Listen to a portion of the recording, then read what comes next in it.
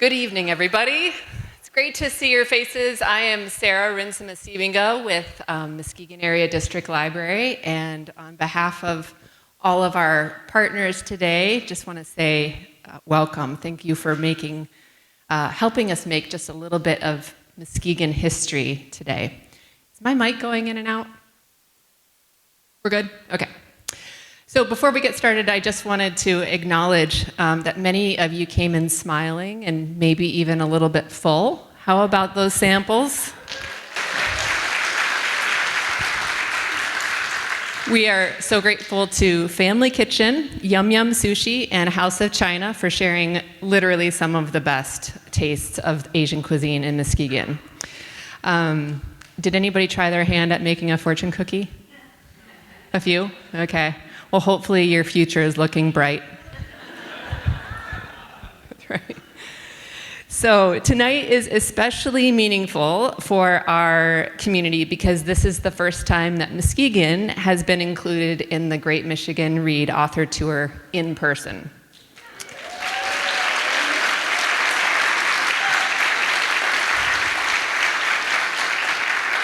So that alone makes tonight very special, and inviting Curtis Chin to be here makes it all the more sweet. So Curtis, as you know, is the author of this book, Everything I Learned in a Chinese Restaurant, which is a memoir. It's very personal, it's deeply rooted in family and identity and place, especially Detroit. Many of you I've talked to tonight have roots in Detroit and have already been sharing your stories. But I always feel like his work reminds us to how much meaning can be found in the everyday spaces where we live, right? So our stories, each other's stories, and how these stories bring us together. So earlier today, Curtis spent a little bit of time with Muskegon Community College students in Chung memoir class. And this was just an extra thing that we asked Curtis to do. Thank you, Curtis, back there, for saying yes. It was really meaningful to see him connect with the students, not just as writers, but as someone who understands persistence. He talked a lot about navigating the no's that inevitably happen in creative life or in life in general, and just the importance of continuing on and persisting to find the yes. That message, I think, really resonated with the students. It certainly resonated with me, and I was grateful that he could share that in Muskegon.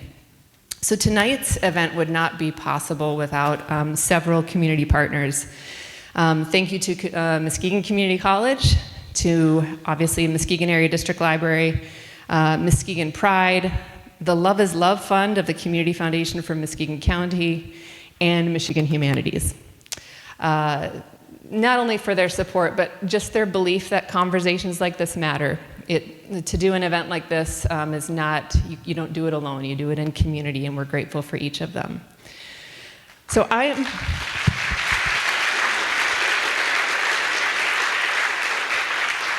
I'm going to welcome Katie to the stage now. Katie is the director. Oh, I was going to get your last name too, Wittenauer. Don't ask me to spell it, but she's the director of programs with Michigan Humanities, who we've been working with probably over the last year to get this all in order. As many of you know, Michigan Humanities has faced significant and kind of unexpected funding challenges through this current administration. And so I'm grateful that she's here, but even more so grateful just for the way that they have creatively navigated the no's, right? To make sure that we could all host the Great Michigan Read all across the state of Michigan in spite of the challenges. So please join me in giving a very warm welcome to Katie Wittenauer.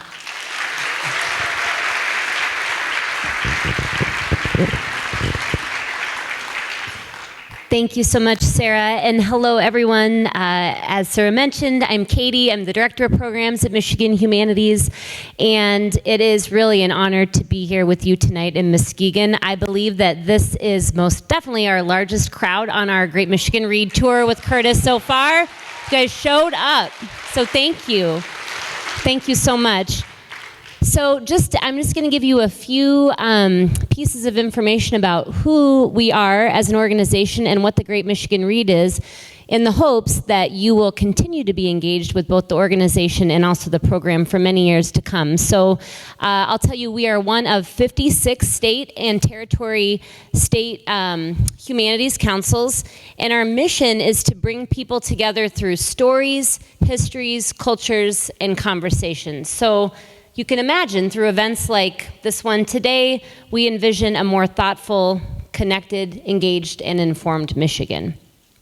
As a council, we work to build awareness and excitement for humanities in everyday life. So we believe that the humanities are not just taking place or coming to life in classrooms or in, places where only some people have access to, but the humanities are part of our everyday life, and we work very hard to make sure that people can access the humanities in many different and engaging ways. And some of the ways that we do that are through our grant programs, and other ways are through programs just like the Great Michigan Read. So the Great Michigan Read is an every other year literary program that engages readers across the state. So right now we have 200 partners who are all engaging in conversation, like Sarah mentioned, about Curtis's book. It's incredible. So all across the state, people are engaging with Michigan-based titles that spark dialogue among diverse perspectives and encourage a deepened understanding of the humanities.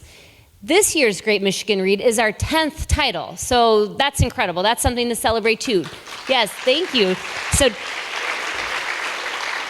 And the great thing is that it was selected by 7 regional selection committees. So we as the staff do not pick the Great Michigan Read. Those committees are made up of teachers, librarians, community leaders, and book lovers that represent all corners of our state. And they read a very long list of books, rich with Michigan stories and humanities themes. And then back in the fall of 2024, those committee chairs came together and selected Curtis Chin's Everything I Learned in a Chinese Restaurant as this year's Great Michigan Read. And so, since last fall when we kicked off the program, it's been underway in communities across the state. We've distributed over 3,000 copies of the book, and we are just going to keep going with our author events with Curtis and with more community events in places all across the state. I'll tell you that the Great Michigan Read is presented by us and supported by many different partners. And as Sarah mentioned, 1 year ago, we did lose our funding from the National Endowment for the Humanities. It makes up about 90% of our revenue, but we have been creative. We have thought about ways to do the most that we can with the books and the supplies that we are able to fit into our budget. And we've got some generous sponsors that I want to thank: the Library of Michigan and MSU Federal Credit Union, and people just like you that care about the humanities have been sustaining the program. Really, the Great Michigan Read is just a program on paper, right? Without people like you turning out to events like this one, and without talking to people in your neighborhood and other places in your community to make it come to life. So thank you for doing what you've been doing.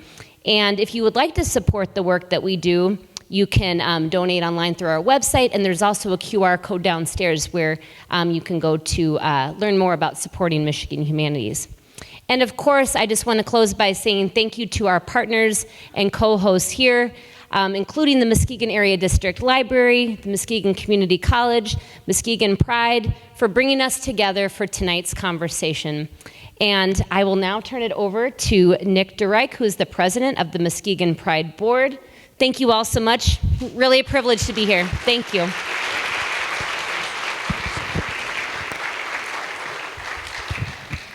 Good evening, everyone. That felt a little churchy, but we are in an old church, so I guess that's okay. So my name is Nick DeReich. I am the president of Muskegon Pride. And we are very excited to have partnered with the Muskegon Area District Library and Michigan Humanities on this project to bring this here to Muskegon. I was not anticipating serving Chinese food today, but I think I got a little bit of a taste of what Curtis experienced growing up, so that was fine. So today we have, well, I should say also that I'm also the board liaison to our Muskegon Pride Book Club. which meets the second Monday of every month at Real Estate West. Hopefully at some point we'll have our own space. But if you're interested in reading more books like this one and joining us for discussion, you can do that at 7 p.m. on the second Monday of every month. This month, obviously, that would be tonight, so we'll be meeting next week. But you can find us on Facebook if you're interested in joining us. So our moderator tonight is Sean Colcleisure. He has been an English faculty member at Muskegon Community College since 2018, focused on composition writing as well as British literature, Shakespeare, and graphic novels. Sean began teaching in California in 1996 and has honed his skills and talents across 4 states, California, Missouri, Illinois, and here in Michigan, as well as 2 countries, the United States and England. As a literature instructor, Sean encourages his students through a vast array of literary genres to challenge a text through analytical discussion to arrive at a deeper understanding and appreciation of the work. So welcome, Sean.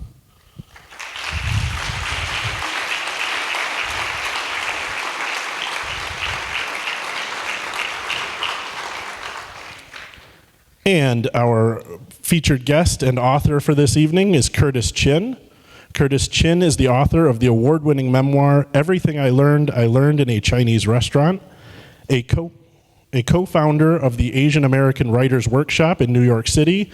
Curtis Chin served as the nonprofit's first executive director. He went on to write a comedy for network and cable television before transitioning to social justice documentaries. Chin has screened his films at over 600 venues in 20 countries. He has written for CNN, Bon Appetit, the Detroit Free Press, and the Boston Globe. A graduate of the University of Michigan, Chin... Yeah, I was trying to resist yelling "Go Green" during that, so... A graduate of the University of Michigan, Chin has received awards from ABC and Disney Television, New York Foundation for the Arts, National Endowment for the Arts, and more. His essay in Bon Appetit was selected for Best Food Writing in America 2023, and his newest doc will premiere with PBS on May 28th. Welcome, Curtis.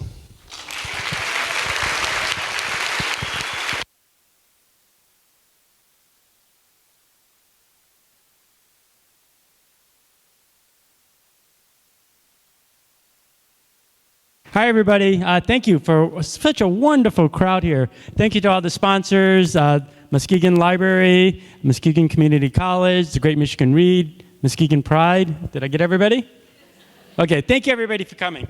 My name is Curtis Chin, and I am the author of this memoir called Everything I Learned in a Chinese Restaurant. And as the title of the book says, I grew up in a Chinese restaurant. But I like to think of this as not just any Chinese restaurant. I like to think of this as the Chinese restaurant in Detroit. And the way I sort of gauge that is I start off by asking people to guess how many egg rolls we sold in the 65 years that we ran this business. And if you read the book, you cannot guess. So, any guesses? 7 million. 7 million. Anybody else? These are all handmade, even the skin and the sauce. 8 million. 8 million. Okay. Anybody else? We sold over 10 million egg rolls. You guys are pretty good, pretty close.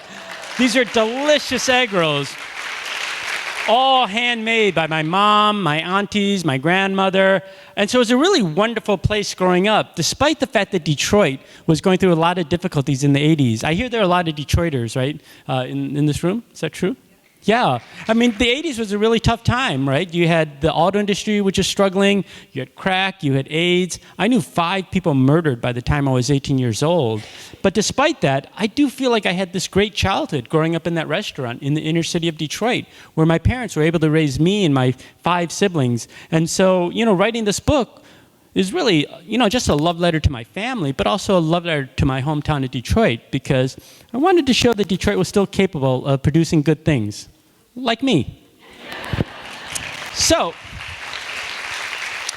today what's going to happen is that I'm just going to read a little bit from the prologue to get us kick-started, and then Sean and I will engage in a longer conversation. I'll read a little bit more from the book. Sound good? Great. Okay, so the book is divided into 3 sections of 8 stories each because it's 888, which is good luck to Chinese people. 8 stories in elementary, middle school, 8 in high school, and then 8 in college. But I wanted to start off the prologue talking about my family and their journey to Michigan.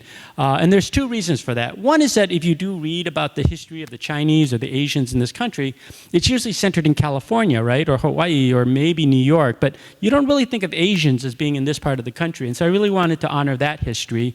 But the second reason is that I don't think you can know a person's story unless you know the family's journey, right? Because so much about the way you sort of see the world and the things that you value and the things you aspire to are really shaped by them, right? And the things that they want. And so I want to really, just again, honor my family. And so I'll just read the first page to get us started. Everything I learned in a Chinese restaurant. Oops, wrong page. Okay. Welcome to Chung's. Is this for here to go? Armed with a smile and a red waiter's jacket with a perpetual plum sauce stain. That's how my dad greeted any new face who entered the lobby of our popular Chinese restaurant in Detroit.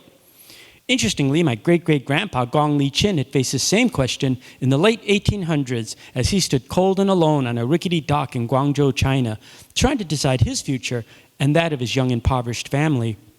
For here to go. For here to go, as I got older, it was a question I asked myself.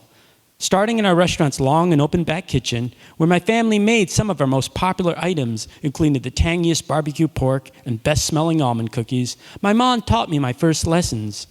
Before diving into math, English, and geography, she began with a little American history, tales of elders and ancestors, our family as prologue. And so the prologue starts off with Gong Li, who's the first ancestor to come here. He moves from Canton, China to Canton, Ohio, before realizing there weren't Chinese people there. And so then he moves up to Detroit. At that point, the auto industry is just starting, tries to get a job, unfortunately isn't able to because there was a lot of discrimination that those early Chinese faced. And so the only job he could get was working in the hand laundry. And he worked really, really hard, saved up his money, and opened up his own laundromat on Charlotte. I don't know people in Detroit from around here. No, Charlotte, right in downtown. And the reason that fact is so significant is because the United States soon enacted this thing called the Chinese Exclusion Act. It's been in the news a lot lately. I don't know if you guys know it, but basically the U.S. government, for the first time ever, banned a certain population of people from coming to the United States. It was first targeted at the Chinese and then eventually extended to all Asians. But there were 2 exceptions to that rule. The first was if you were a student, because they let students come. But the second is if you owned your own business. And because he owned his own laundromat, he was able to bring over his son and eventually his grandson. And that's why my family does have this long history in this country.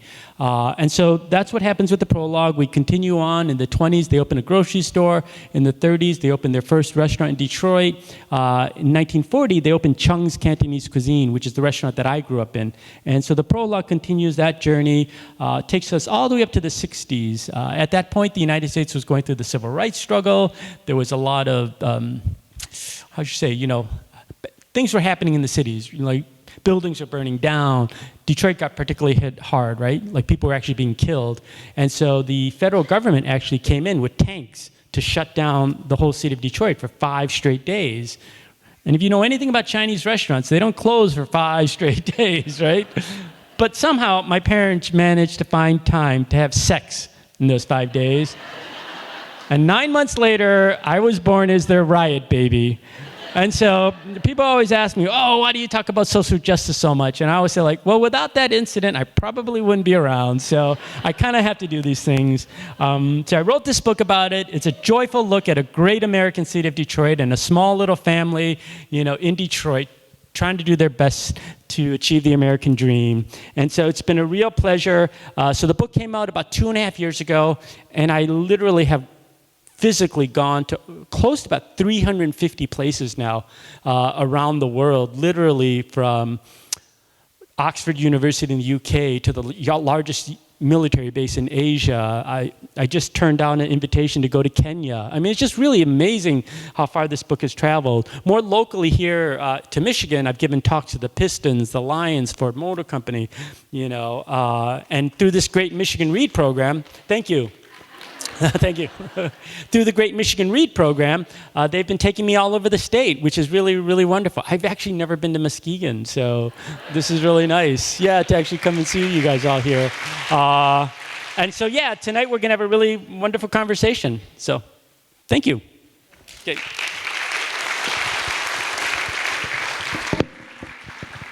So with that being said, well, welcome to Muskegon. Thank you. I know you started the day, on campus with my students, and then I know that you went and sampled some tea at one of our fine establishments. How was that for you? It was great. I won't say anything about the food, but That's fine. You don't even need to say where you went, so we can leave it at that. So you started off with the prologue. You started off mentioning, a little bit about Detroit, and that's kind of where I want to start the conversation. And so in regards to the Cass Corridor, I know that your family restaurant wasn't there originally. We know that the Chinatown was moved and you were relocated into that area. And you do a really nice job throughout the story kind of painting that picture for us of Detroit and what the Cass Corridor is, so much so that for some of us when we read, I looked at this and I started to see the Cass Corridor as an extension of your immediate family, almost like a family member. That it had this life of its own, that it breathed life into the restaurant and into your family. And so I was hoping that you could, being Curtis from Detroit, if you could tell us what that meant to you then and what it means to you now. yeah, I loved my childhood. I loved Detroit. I mean, it was just the city that shaped me and who I am. And, I really feel like I am a product of that city. And I know that, like, when I was growing up, it was a very tough time for the city because literally, all the buildings were burning down, right? Every couple years, someone I know would be killed. But despite all that, I just felt like, I had my family, we had the food. It was just a really great existence. One of the great things about running a family business for so many years is that you do become part of the community, right? You become part of all these people's lives, like people who have been coming to your restaurant for years and years. And I'm going to share a story that, that I shared with you today in your class, is that, Detroit is a city that went from basically 1.8 million people down to 500,000, right? Which meant that a lot of people scattered all across the across the country and even the world. And so one of the joys of doing this book tour is I've had so many former customers come up to me and share their wonderful memories of our family's business. And one of my favorite stories is that we were at a bookstore in Cambridge, Massachusetts, and it was a packed reading. At the end of it, this 6-year-old white woman gets up and she's like, has anybody here ever eaten at Chung's, which is my family's restaurant? And nobody had, because we're in Massachusetts. But she said, I'm originally from Detroit.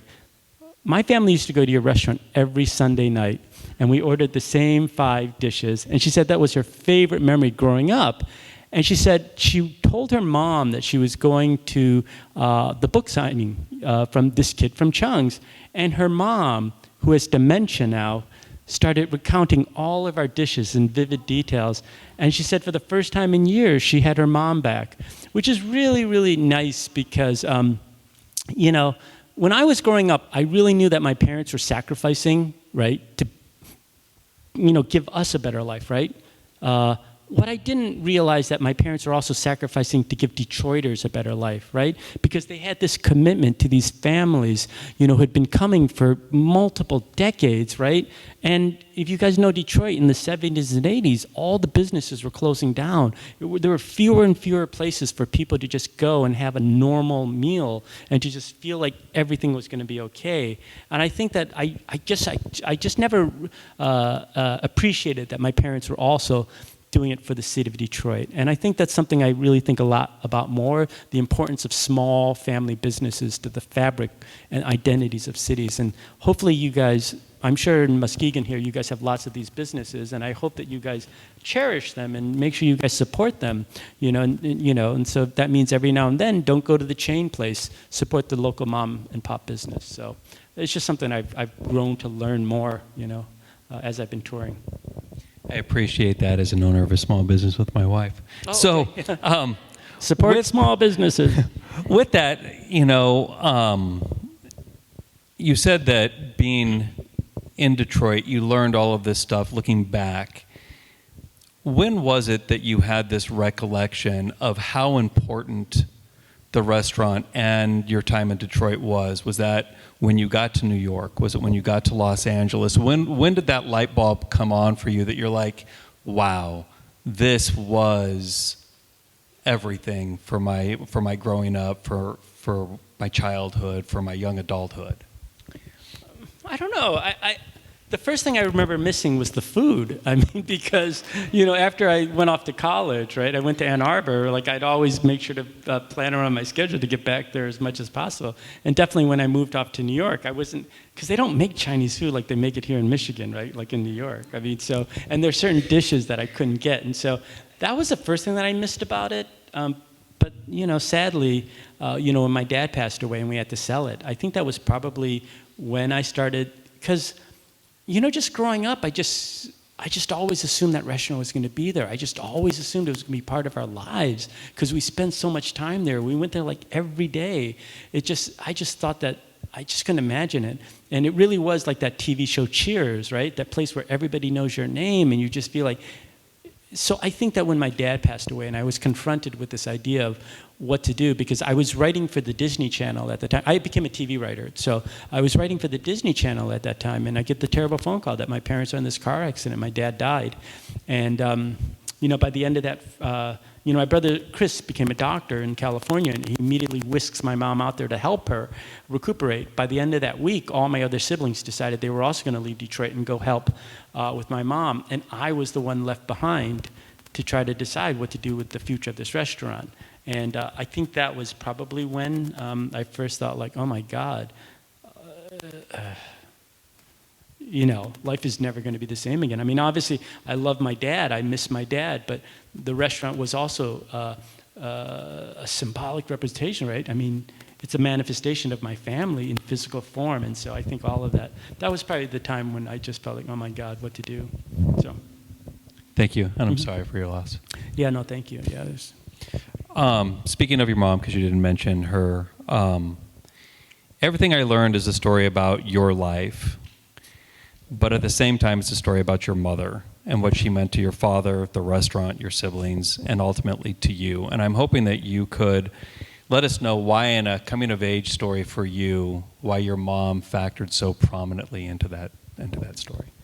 Yeah, I'm a mama's boy, so that's one thing. But my mom was such, and that's why I start off the book with my mom, right? The image of my mom teaching us, because I really feel like, I always talk about my dad teaching me the single most important lesson, and we can talk about that later, but my mom was the more constant person, like in terms of her influence on us. So my mom was an immigrant from China. At the age of 17, she had this arranged marriage, had to drop out of high school, never got to finish, had to marry this stranger from Detroit and work in the back of this Chinese restaurant and never got a chance to live her own life. And she had this terrible mother-in-law, who was like so mean to her.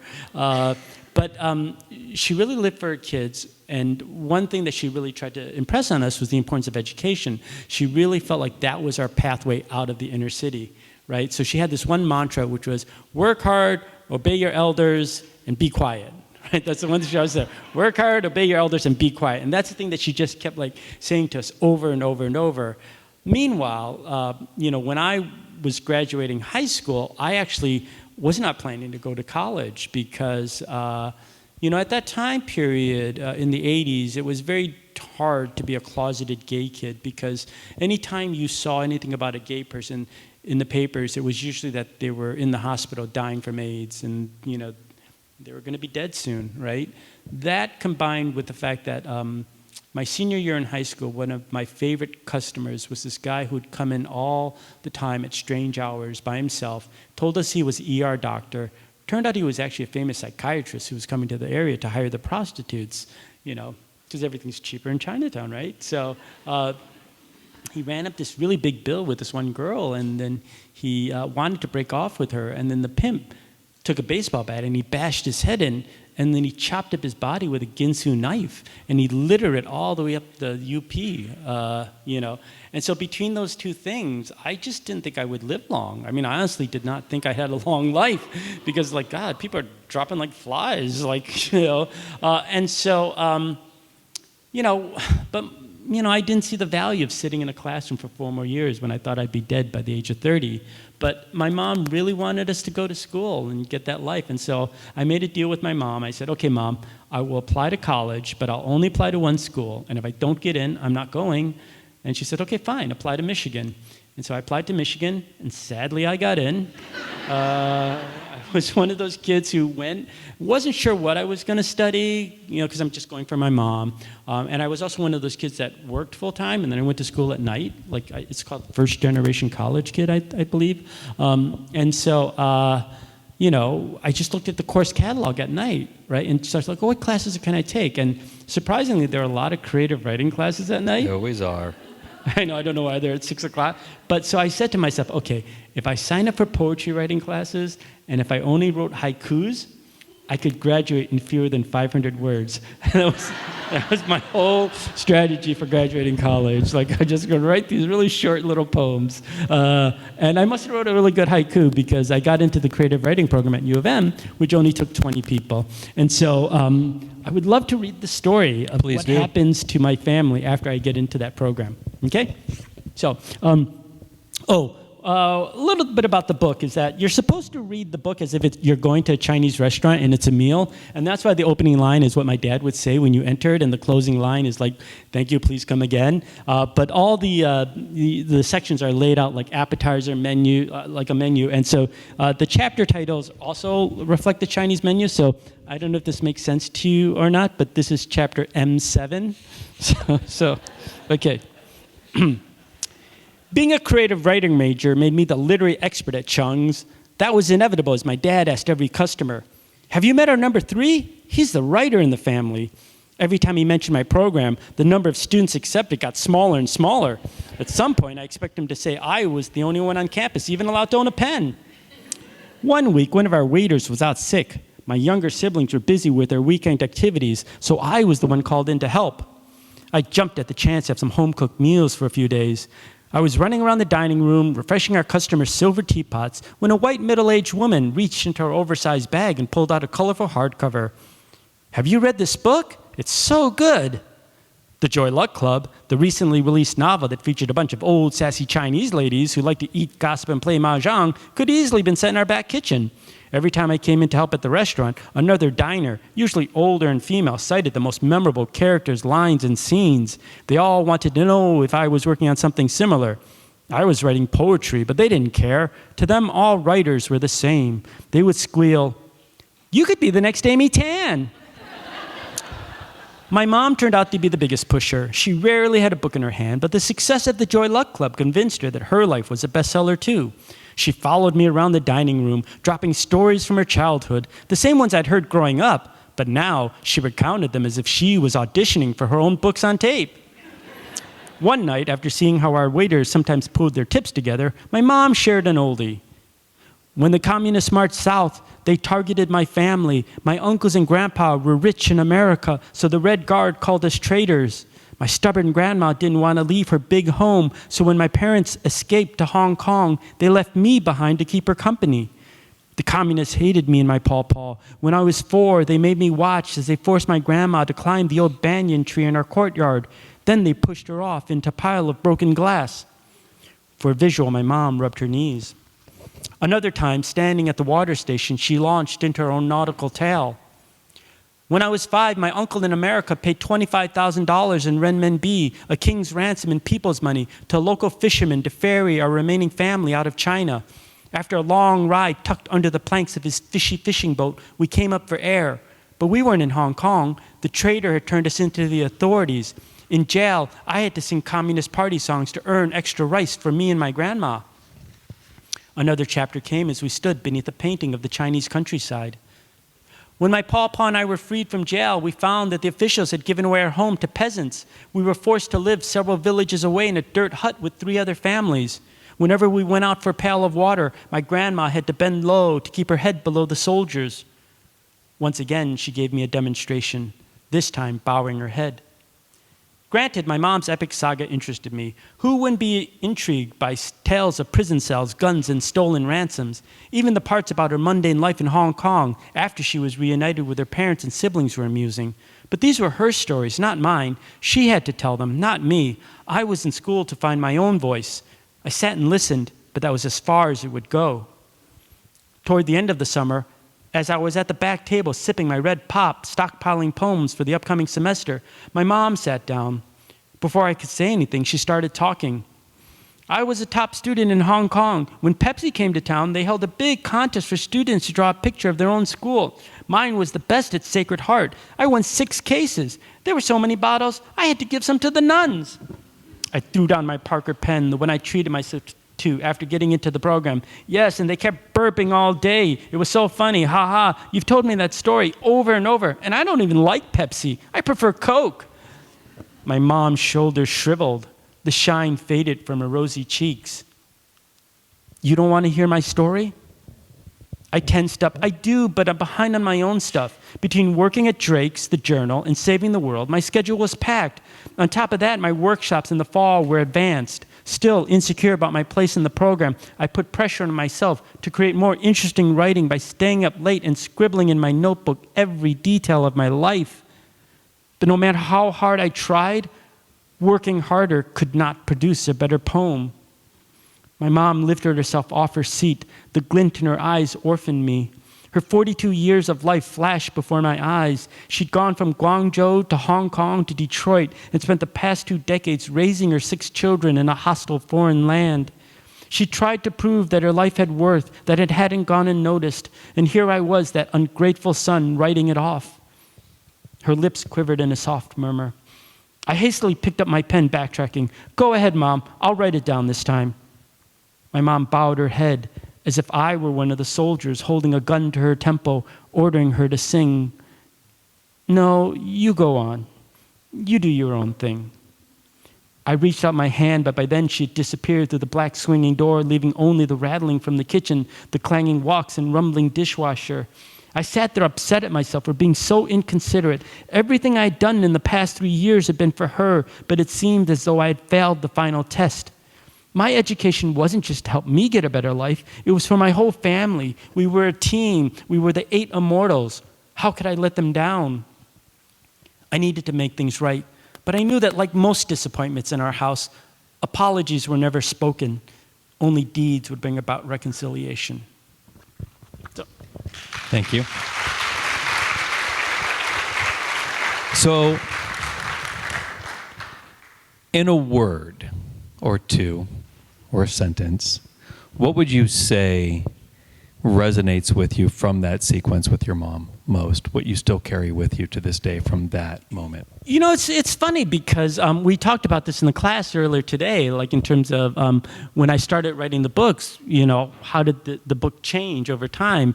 And so the way I started writing the book was because after my dad died and many years later when my siblings started having kids, I just thought it was really sad that, you know, this next generation of our family is not going to know anything about this really wonderful place.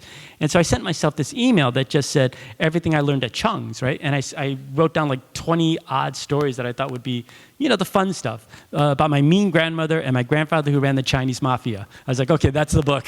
You know what I mean? But, you know, that book wasn't selling. Nobody wanted to buy that book. And so I started to shift a little bit. Once I signed with an agent, she actually threw out about a third of my book and said, you know, you need to talk about these other things. You need to talk about like, you know, the coming out process. You need to talk about like, what does it mean being Asian in a black and white context, like a city like Detroit? And so when I started shifting the book from being a family comedy to start dealing with some of these other social issues that were going on, she, you know, this was actually one of the last stories. She said, your mom is such an important figure to you, but we need to know, we need to see that, you know, what was a moment, you know, where you had a strong connection to your mom. And it made me think about that moment when I was the shittiest to her, right? It's when I felt the worst, like in terms of, oh, I let her down, you know what I mean? But that wasn't the, you know, like, because when you're writing, you don't necessarily think of like those moments, right? Like, because it's just a single small moment of just being in the back of that restaurant, right? Where I just disappointed my mom, like that one moment. And I don't, you know, and so, yeah, like, and, you know, so there are certain chapters in the book where I still feel like, you know, I still cry a bit. I think that's because that's my personality. I think that the way I sort of was able to overcome a lot of the challenges of growing up in the city of Detroit was that I just learned to move on, right? That's just my personality. I move on very quickly to bad things that happen. And I don't think I've really processed a lot. But through writing this book, it sort of forced me to do that. And so I'm in some ways like I'm sort of processing some of the stuff of my childhood that I just never had before. And so I think that story is like one of it, you know. And so that's why I read that story, because I feel like it's a thank you to my mom, literally, right? It's getting her story out, because my mom has had such a tough life and she lived through her kids. And I feel like that's my small part of, telling her story. So yeah. That's why it brings me joy to be able to do that. And I'm glad that you share it with us, because it's a wonderful story. And it brings back, I mean, I have those same memories of something that I said to my mom that we don't need to get into. But I think we have those moments, that we go through. That would be in mine. We all have that bad moment, right? Where we regret, like, yep. I could have been a better child. I can't believe that slipped out. But so in this, when we go in, you alluded to it with your publisher, with your editor, your agent. So when I read this book, the thing that stood out to me the most was you had these three pieces in your life that converged in the way that you told them. One dealing with race, one dealing with politics, and one dealing with sexuality. And you have those three things, almost three separate coming out stories or three separate coming of age stories, but they are woven together so intricately, but telling totally different aspects of your upbringing, not so much your upbringing, but your growth as an individual. And I guess what I'm asking or wanting to know is, how hard was that for you to weave those together, to tell your coming out story, to talk about, being, raised, I guess you weren't raised, you chose to be a member of the Republican Party and then abandon that.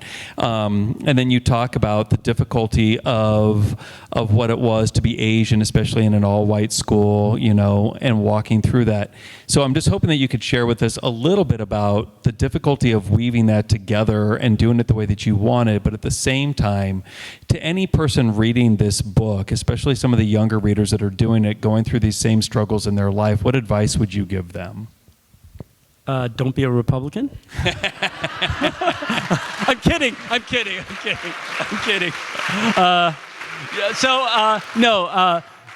So obviously I'm gay and I'm also Asian, but I was a Republican in high school because in my defense, we moved from a majority black neighborhood to a majority white neighborhood, and I saw these white people. I was like, how do I get along with all these white people? And I thought, like, I'll be a Republican. And so I became like senior class president of the National Honor Society. I co-founded the Young Republican Club, Students Against Smoking. Margaret Thatcher was my imaginary girlfriend. I was like a total right-winger.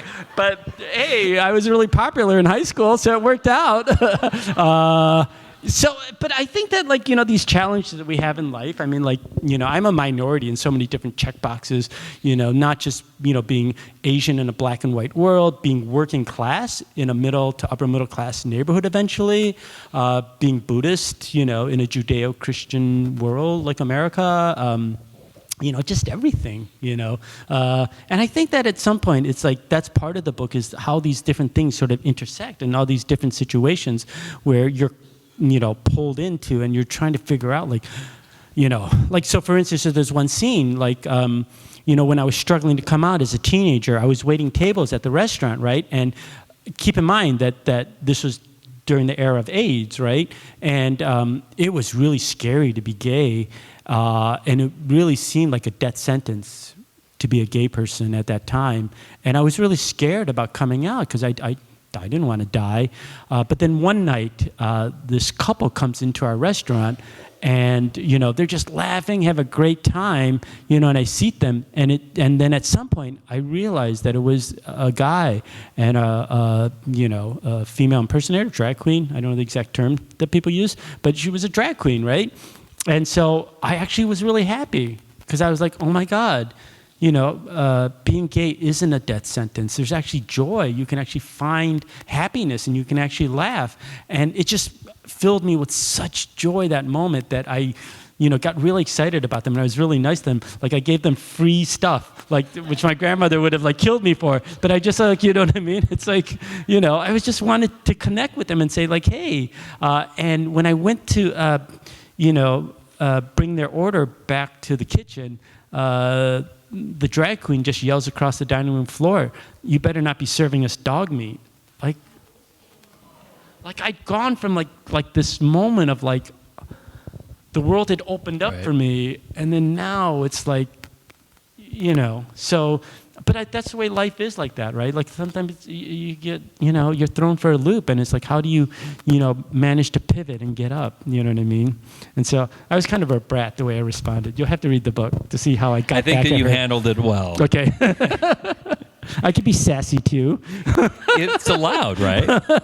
So to the second part of that question, if you had somebody in front of you that was going through these moments, outside of don't be a Republican. I think I was kidding, which is good. But what would you give them? It doesn't have to be on all three, but one of those. Even if you had somebody young that was struggling with coming out today. Well, this is a more general lesson, because the book is like filled with all these life lessons I learned, through working at the restaurant.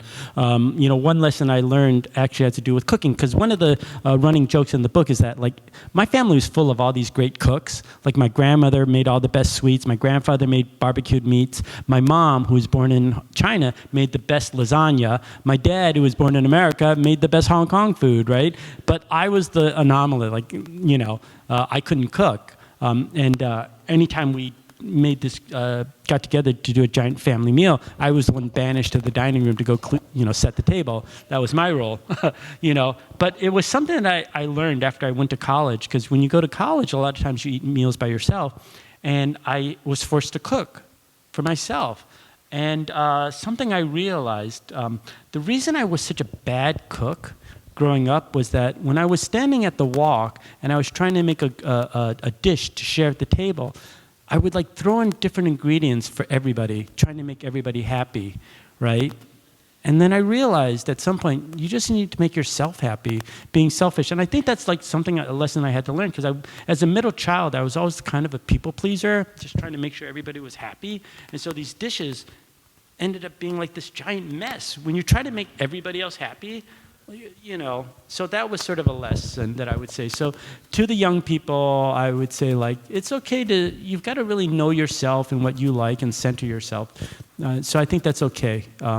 It's a lesson that I had to teach myself or learn myself, is that, sometimes I can be in the center, and that's okay. I appreciate that. Mm-hmm. So in this story, one of my favorite things, because I would wager that you and I are probably close in age. And we grew up probably in a world watching the same TV shows, listening to very similar music. I'm gauging that based on what's in there. Yeah, I put a lot of pop culture references in there. You did, and yes. I loved every minute of it. Yeah. But my question is, because I was the Asian Alex P. Keaton. If we take that piece on, right? You do say at the beginning, this is basically how I remember it, right? Yeah. This is how I remember it. There was a lot in the 80s and in the 70s. How did you land on those, besides, Alex P. Keaton and going through and doing that, and the music references? I mean, you start with the Supremes, you end with Madonna's Vogue. I mean, you have all this. How did you go about saying, these are the references, this is what my audience wants, give them all of this, even if they don't know what I'm talking about, because maybe they didn't live through that time period? Well, I just like it because I like stuff like that, but I also think that there was a second reason to do that, because, when you're a writer, you have all these different goals and strategies, like when you're doing your writing and the voice that you want to have. Like for me, I include a lot of pop reference, but I also include a lot of Detroit history. There was a reason for the Detroit history, was because I'm not very good at time, right? Like I don't remember when things happened before or whatever. Like I'm really good at picturing a scene and the dialogue and all that stuff. I have a good memory for that. I don't have as strong a memory of this event happened before this one, right? And by tying it to Detroit history, it actually helped me, So for instance, when I remembered the Detroit Tigers winning the World Series, right? And the city, burning again. But then I was able to research that, it happened on a Sunday, which I'd forgotten it was a Sunday, but as soon as I did the research and it said, it happened on a Sunday, that opened up a whole flood of memories of, well, what was our restaurant like on a Sunday? Who was there, et cetera, et cetera. So that was partly strategy to include that, because by having this timeline of Detroit, it helped me also make sure that I was, that I got it right, like the progression and stuff like that. But there's an added benefit, I think, that as a person of color, as a writer of color, to insert that kind of stuff is that I think a lot of times when you read stories by people of color or gay people, there is this tendency to sort of see them as like side stories, right, that are not part of the larger American narrative, or they're just the coloring of it. But because I centralize Detroit history and I show you what my family's dealing with out of it, I don't give the reader that chance to sort of like marginalize us, you know what I mean? And what I think it does is it also gives those non-Asian readers a chance to see themselves in the book, right? And to see where they were, and then to make that connection, to my family, because they can say, oh, wow, I had people who used to work at Hudson's, because I talk about the closing of Hudson's department store, because we used to go, to see Santa Claus, and I got really upset that Santa Claus was now homeless, But I've had like employees from Hudson's come up to me and say, thank you for telling our story. Do you know what I mean?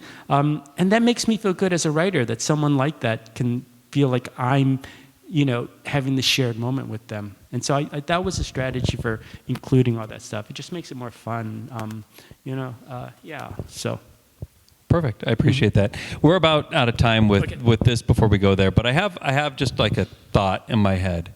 So you've mentioned, when you were with my class earlier, you mentioned the food. We know that the book's about food.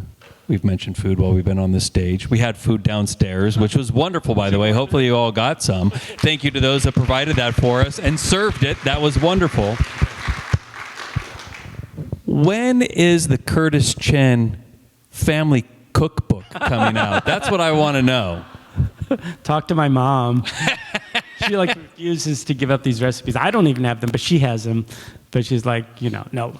Because the publisher definitely asked for it, right? Did they really? They asked for it. They also asked, not necessarily to put in the book, because they understood it's a memoir, but when it came time to marketing, they're like, oh, we want to do these little bookmarks, right, with your family's recipe.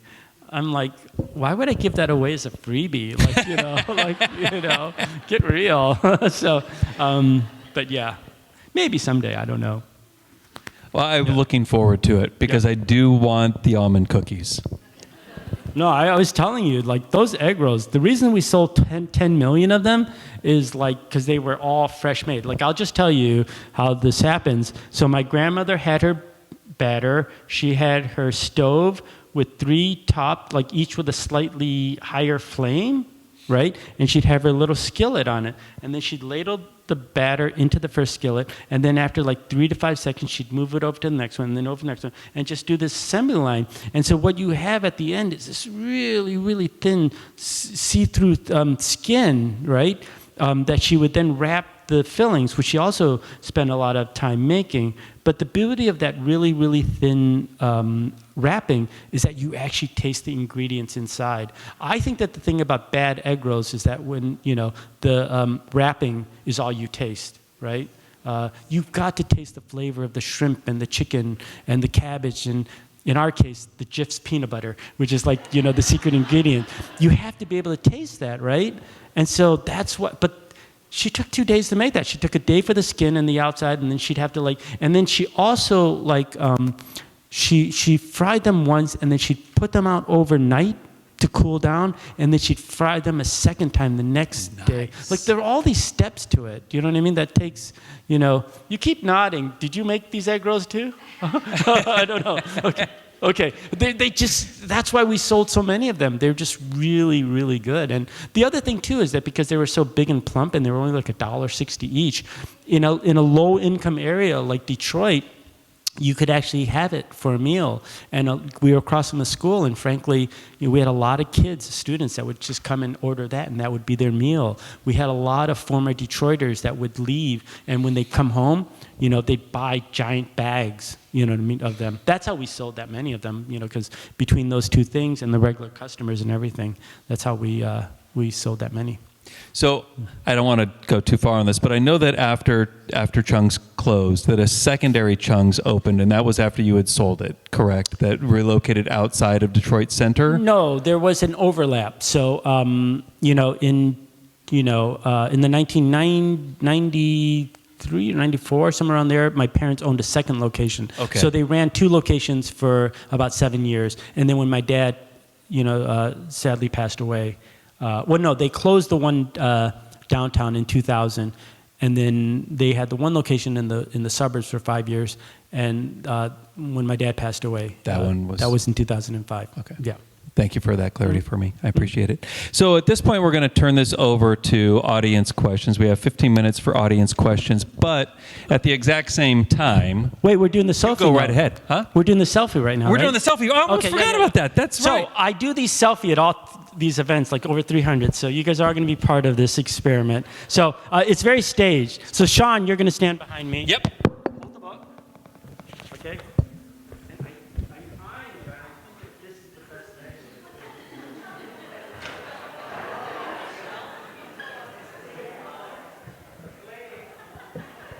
What's the edge? I don't know. I'm coming. I was waiting for you to get set. Whoop. That's all right. It's not mine. Tell me when you got it. Sorry about the people on the edges.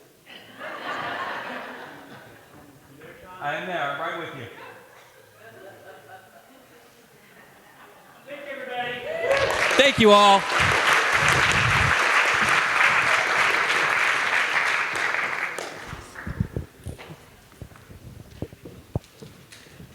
Someone has the microphone, right? Yep, I just sent a mic out there. So Lily has the mic. So if you put your hand up, if you have a question you'd like, she'll come to you with the microphone.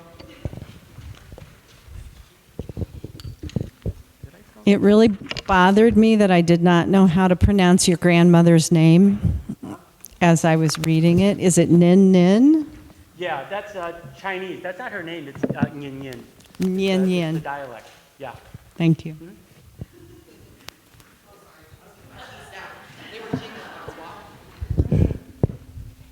Here's one that's supposed to be, and then I'll walk back around. Sorry, I don't want to get in front of everybody. Here you go. Just curious, how old is your mother now? I'm a really bad son. No, she had me, so she's 77. Oh, okay. Yeah, All yeah, right, thank you. yeah. I had this really gorgeous picture of her, which I should have sent to you. Like, she's like, I'm not just saying this, but she's like movie star beautiful. Like, if you come up to me afterwards, I'll show you a picture of my mom. She's really gorgeous. And that's part of it, is that, she was this 17-year-old beauty in Hong Kong. Back in the day, they didn't send girls to school, right, in Hong Kong, right? But she took the... What? Oh. Sorry. My mom was this gorgeous beauty in Hong Kong, 17 years old. She'd have been abandoned by her family, but she got her life back together living in Hong Kong. And back then, they didn't send girls to school right then, right? Because you had to pay for schools there. But my mom took the test and got a full ride, to one of the most competitive high schools, Sacred Heart, a Catholic school in Hong Kong. And she was just really smart and bright and everything. But, it was just really tough for her to sort of give that all up, and to come to Detroit. Yeah. So. Hello, I'm over here. Oh, okay, hi. I really enjoyed all the references to the different dishes your family made, and I know you can't give out recipes, but can you list your top 3 things that your family and restaurant made? Okay, I can't name one, but if you'd say 3, I could say like beef and I like the beef and mushroom. I also we have this thing called lap chop lo mein, which is like the yellow egg noodle, right? And I guess I have to say almond boneless chicken just because it's such a classic Detroit dish.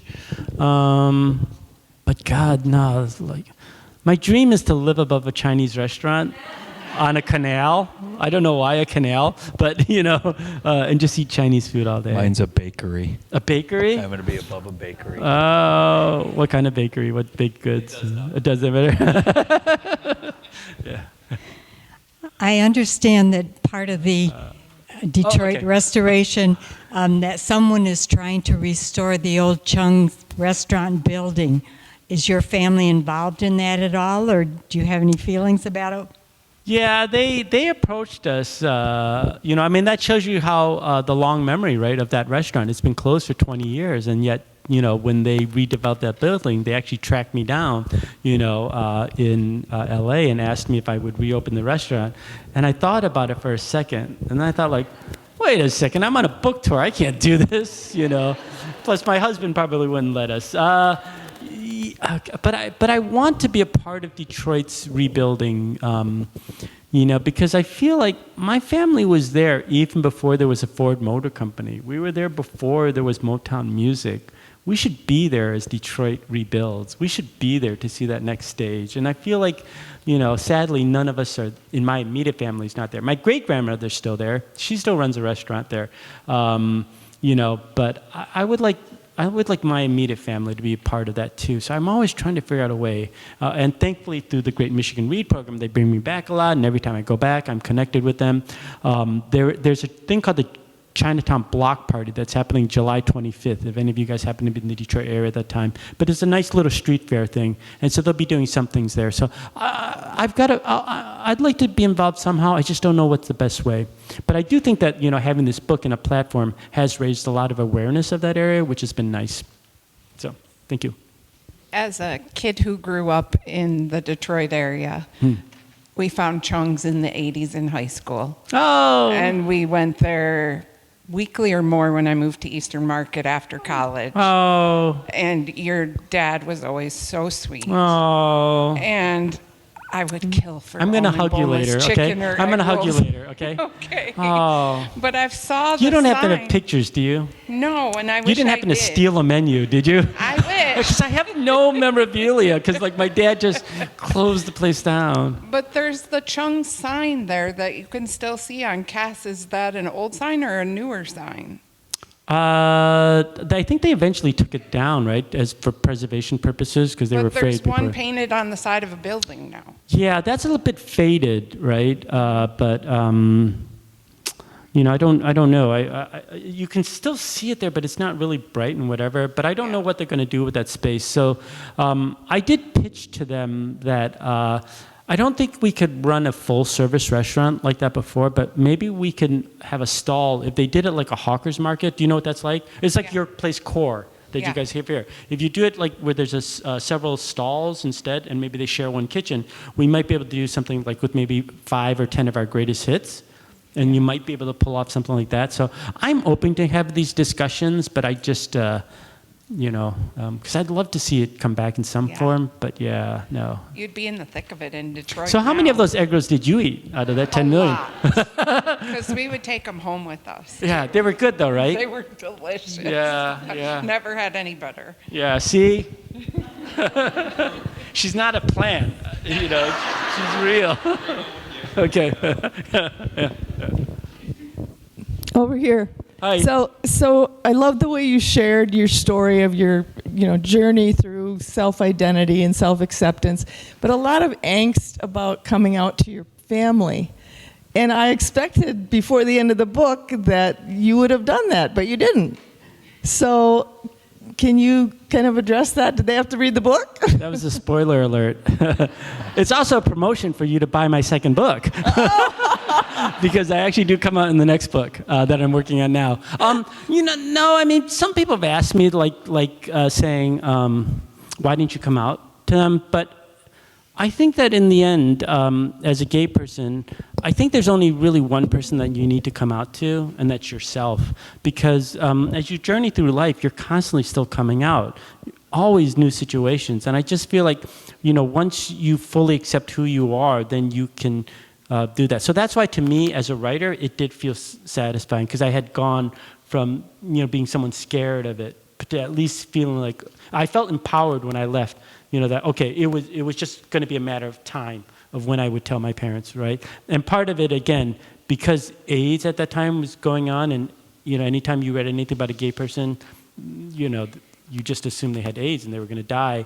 And I just felt like my parents were going through so much stress of running that restaurant in the inner city that I just didn't want to add another burden. And so what I say is that, me not telling my parents that I was gay was not about protecting me. It was about protecting them. You know what I mean? Because I just didn't want to put that, because I'm fine. I'm like, I didn't think that, anything bad would happen because I can take care of myself. But I think for my parents, I wanted to protect them from, the stress and the fear that they would have had. Yeah.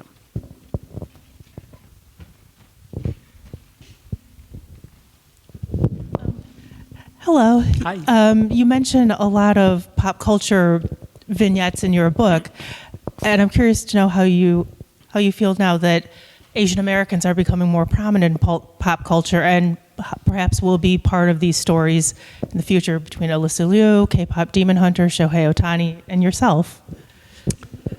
Another spoiler alert for book 2 is that Lucy Liu and I were friends, and we actually took a road trip from New York to Detroit. So that'll be in the next book. It's a very small world, in the Asian American community, entertainment community, and so a lot of that will pair. But I think as a kid, the most pivotal moment was the Vincent Chin murder. Do you know about that case? And so my uncle was his best man. Do everybody here know about the case? Anybody here doesn't? Because if you don't, I like to tell. So in the 80s, the auto industry was really struggling in Detroit. And a lot of people blamed the Japanese because that was the companies that were taking over or surpassing them in terms of sales. And so that led to a lot of anti-Asian sentiments in the city. And Vincent was a Chinese American out celebrating his wedding. These 2 white auto workers are overheard. It's because of your mother blanks that were out of work. And they're all kicked out of the bar, and sadly, these 2 guys get in their car and they drive around the streets until they find Vincent sitting outside of McDonald's. They also take a baseball bat and they bash his head in. And because our families were close, my uncle was his best man. Like, we knew that very next morning that he was in the hospital struggling for his life. And when you're a little kid and you know somebody that's been beaten like that, you check the newspapers or you check the TV, the radio. We didn't have the internet back then. You just check whatever you could to see how they were reporting on it. But nobody covered that story. Then I checked the next day. They didn't cover it again. The next day after that. The day after that. It took them 12 whole days before they covered that story. Meanwhile, the family had, canceled the wedding. They pulled the plug because he was brain dead, basically. Everybody in our community kept coming to our restaurant, partly because we had the gambling den in the basement, but they were coming to our restaurant because they wanted to find out information about what was going on and stuff like that. And so when the judge sentenced these 2 killers a few months later, he only charged them $3,000, and they never had to serve a single day in jail. And his rationale was, you don't put people like this in jail, like middle-class white people with jobs. And I have no problem that he showed compassion for those 2 killers, because as Buddhists, we're taught to have compassion for everybody. I think my problem is that he had no compassion for Vincent's family, like the mom who was a widower, his fiance. And I just feel like, for me, that's partly why I do the stuff I do, because I just feel like if more people knew about our community and our stories and they saw us as people and as neighbors, then maybe when bad things happen, you're not at a disadvantage, right? And I think that as people of color in this country, that's why it's important to always elevate our stories so that, we don't start off, like I said, at a disadvantage, when these bad things happen. I'd like to interject just real quick, because you brought up Vincent. So we know last year, Detroit finally renamed that corner of Peterborough and Cass after him. So 43 years after his death, they named that street after him. I was actually against it. You were. I wanted to know your feeling on that. Partly because, to me, I feel like the true hero in that case, if you were going to name that street, it should have been named after his mom. because again, I'm a mama's boy. Because his mom is the one, Lily Chin, this immigrant woman. She doesn't speak perfect English, but she was like gonna make sure her son got justice. She was willing to go on national TV, like Donahue and shows like that, and talk about, fighting for her fights for her son. And I feel like she's the true hero in that case, and we don't talk about her enough. So that's why I feel like for me, plus it's also more positive to talk about her than to talk about, someone, because I want to still have happy memories at that corner, and so like for me, that's partly why I personally didn't support it. I mentioned it to the organizers, but they didn't listen to me. So yeah. And I like that you included her in your documentary on Dear Corky, that she was in there. Yeah, because she was the real special person, and I think that when we think about civil rights leaders, we don't oftentimes think of immigrants. We don't think of older women. But oftentimes these older women are the ones that really advance society. They're the ones actually doing the hard labor, but they don't get the credit for it. And so that's why I feel like if you're going to look back at the Vincent Chin case, please remember Lily Chin, the mom. Thank you. We have time for one more, and then we start book signing. As a child of immigrant mom I'm totally with blind. immigrant grandmother, I'm up here. Oh, okay. My grandma also treated my mom very poorly, so I could definitely relate to that part of your book with them both being immigrants. But we've seen what's in your rearview mirror here. What's ahead of you? So I have the new film showing up on PBS on May 28th, because that's my day job actually, is I do TV and film. And so I have that. So this particular tour is going to continue to April 29th. I go to Canada for 7 events, which I'm really, really excited about. I've subtitled it called like the Building Bridges Tour. So you guys get the reference? Okay. Because I love Canada, because, when you grow up in Detroit, you have a bond with the Canadians. We actually like them better than we like the people from Ohio. Come on. So it's like, So I really wanted to go and do a bunch of readings there, and 3 of them are actually going to be fundraisers for the local Chinese communities, like a senior program, an arts program, and a kids program. And it's just about continuing to keep that dialogue and to say, hey, look, we have a long shared history, you know what I mean, between the 2 countries, and I hope that they remember that. And so that is what I'm looking forward to. I'm working on the next book. I was trying to do a 6-part docuseries on the history of Chinese restaurants in America, because it's really fascinating, to me anyway, that you can learn so much about geopolitics and immigration history just by looking at the type of Chinese food that was available, right? So when you look at that first wave of the people that came with my family, you had the Southern Chinese, you had the chop suey, you had the dim sum and all that stuff, right? But then, World War II comes along and the U.S. normalizes relationship with China, and suddenly you have, people coming from Hunan and Sichuan. Then you have Richard Nixon going to China, and suddenly Peking duck becomes the rage. And now it's like you look at food as a soft power, right? And America has benefited so much by exporting McDonald's and KFC. It's built so much, you know what I mean? Like cultural influence and everything. But now, and I don't know if it's hit Muskegon, I don't think I've run across any Asian things yet, but so many of these Asian chains now are coming to America, right? They're just really popular all across the West Coast, these big cities, college campuses and stuff like that. And what does that say about the influence, as these other things start to take off? I mean, the largest coffee chain in the world is Chinese. Do you know what I mean? It's not. That's Starbucks. It's not Starbucks.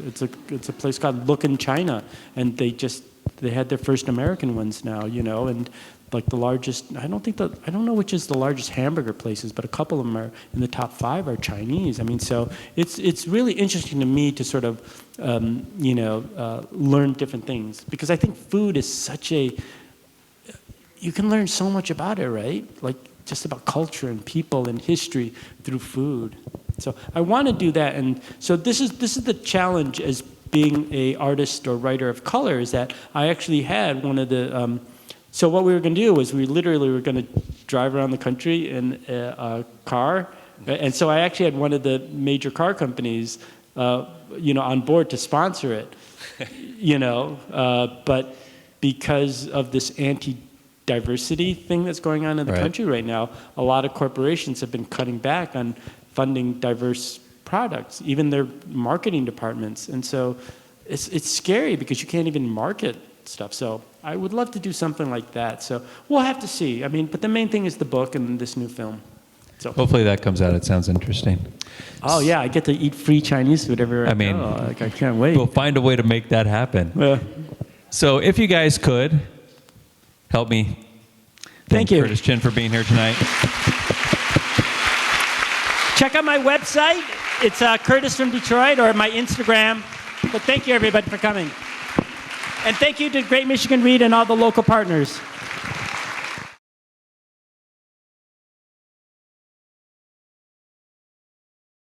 My name is Curtis. I am originally from Detroit, but I like to say I'm Detroit-born, New York-bred, LA-based, and London-bound, because I was born and raised here. I went to Ann Arbor, and then immediately after that, as you guys read the book, I took off for New York. Lived in New York for about 6 years, had the best time of my life. My first job was literally standing in the middle of Times Square, passing out flyers, trying to get people to go to a Broadway show. By the age of 25, I won the state's largest poetry prize. And then I met a guy who was living in LA, and I moved out there. Didn't feel like writing poetry anymore because, New York's a great city to write poetry because you're smelling all these different smells, you're hearing all these different sounds in different languages. In LA, you're kind of sitting in your car listening to Ryan Seacrest, so not really writing poetry there. So I started doing screenwriting, right, because that's what people do out there. And so I just started writing what they call spec scripts, right? Like you write these movies and these TV shows based off of what you think you would write best, and then eventually got staffed on shows. So I was a TV writer for a number of years. And then sadly, my parents were in a car accident back home in Detroit, and my dad passed away. And I had to decide, I had to come back, to take care of things, like, sell the restaurant that's in the book. Well, I had to make that decision. I'm going to sell the restaurant, or I'm going to return to Detroit and take over this family business, or do I go back to Hollywood, which wasn't necessarily the best place, as a writer of color at that time. Just few shows that were really looking for voices like mine. But I sort of decided to split the difference, and I said I'll go back to LA, but I'll work on more independent films. And that's sort of where I made that career pivot. Since then, I've traveled to probably like over 1,000 places in 20 countries showing my films. During COVID, I wasn't allowed to really travel around much, so I had two choices. I could either, talk to my husband, or I could write a book. So I said, leave me alone, I'm writing a book.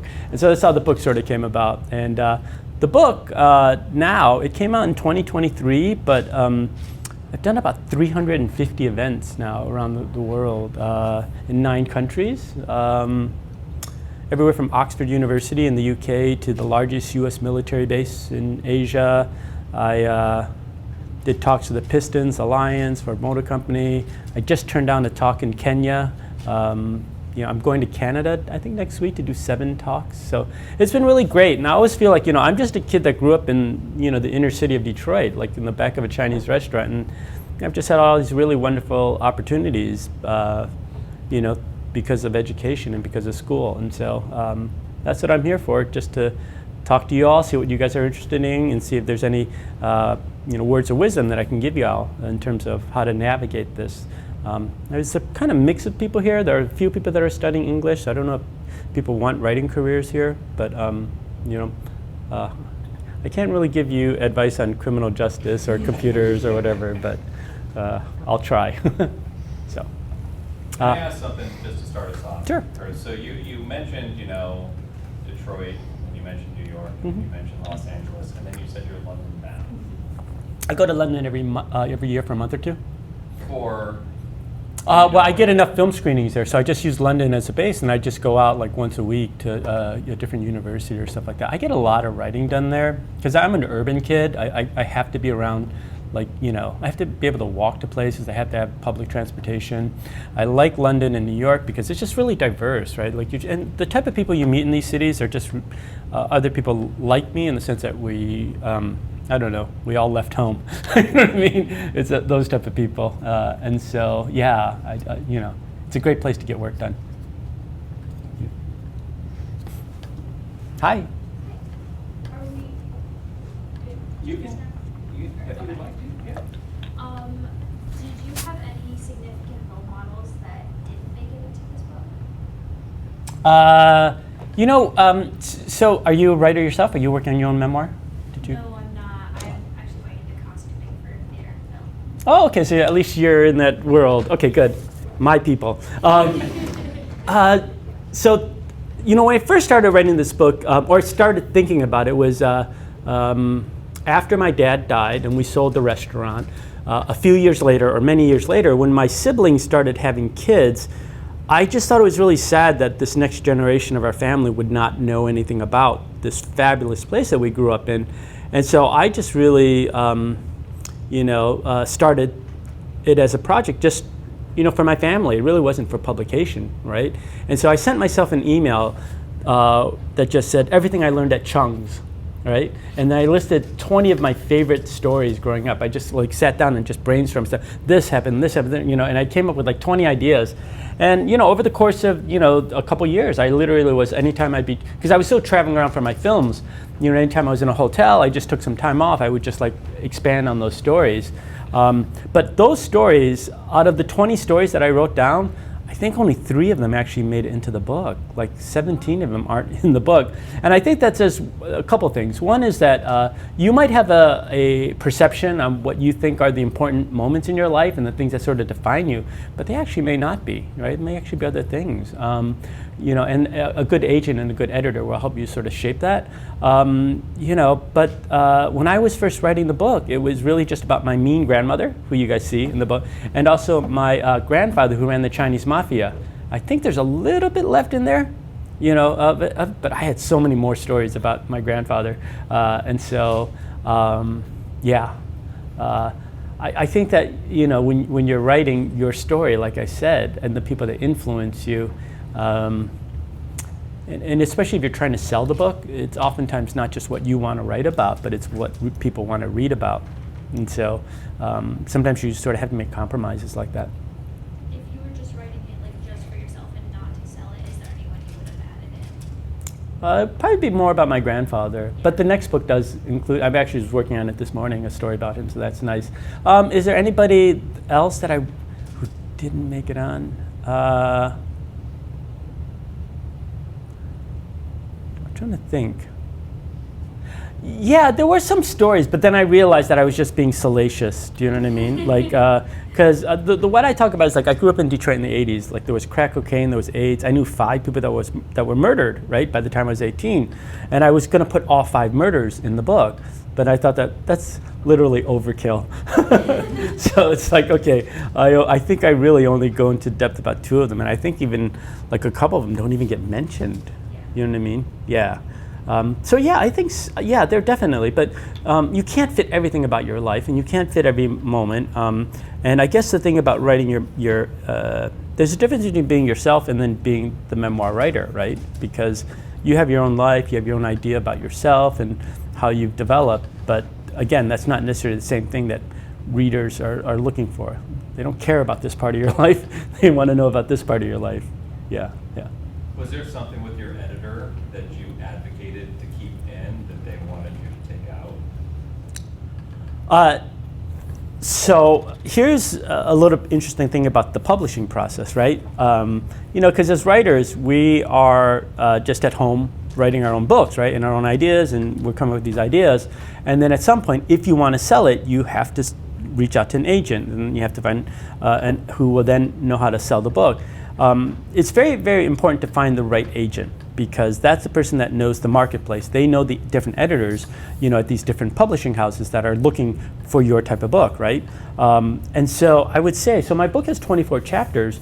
My agent actually threw out, I think, 6 or 7 of the stories, right? But by the time she sold it, the editor only threw out 1.5 stories. So actually, your agent actually shapes your book much more than your editor. But I was happy with the change that the editor made, because God bless my agent. I love her because she sold my book, but she kept insisting that I put in this prologue to start the book and that prologue was about me, as an adult, being a filmmaker, traveling around the world, right? And then all that I've learned, and then flash back and say, but I wouldn't have been able to do all this stuff unless, I had this great childhood, right? It was my editor, after she bought the book, and said, you don't need that, right? So she threw that out, and she just shifted everything up. So what you guys saw as the prologue actually used to be the first chapter when we sold the book. And then she, to stick with that 888 structure, I had to come up with a new story, in that time frame of elementary, middle school. And that's when I added the story of going to the cemetery. Yeah.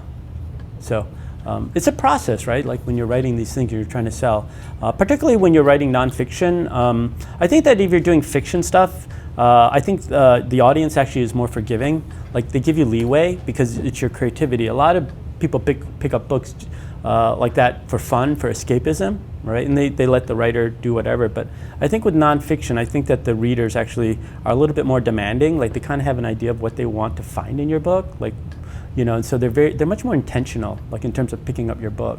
And so you do have to recognize that, right? You have to meet them where they are a little bit more so than the fiction writer, I think.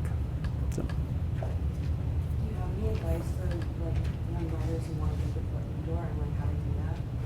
Yeah, I think the thing about writing is first asking yourself what you want your writing to do. I mean, ultimately, you can just write for yourself, which is perfectly valid, right? I mean, you can write for yourself, your family, just your friends.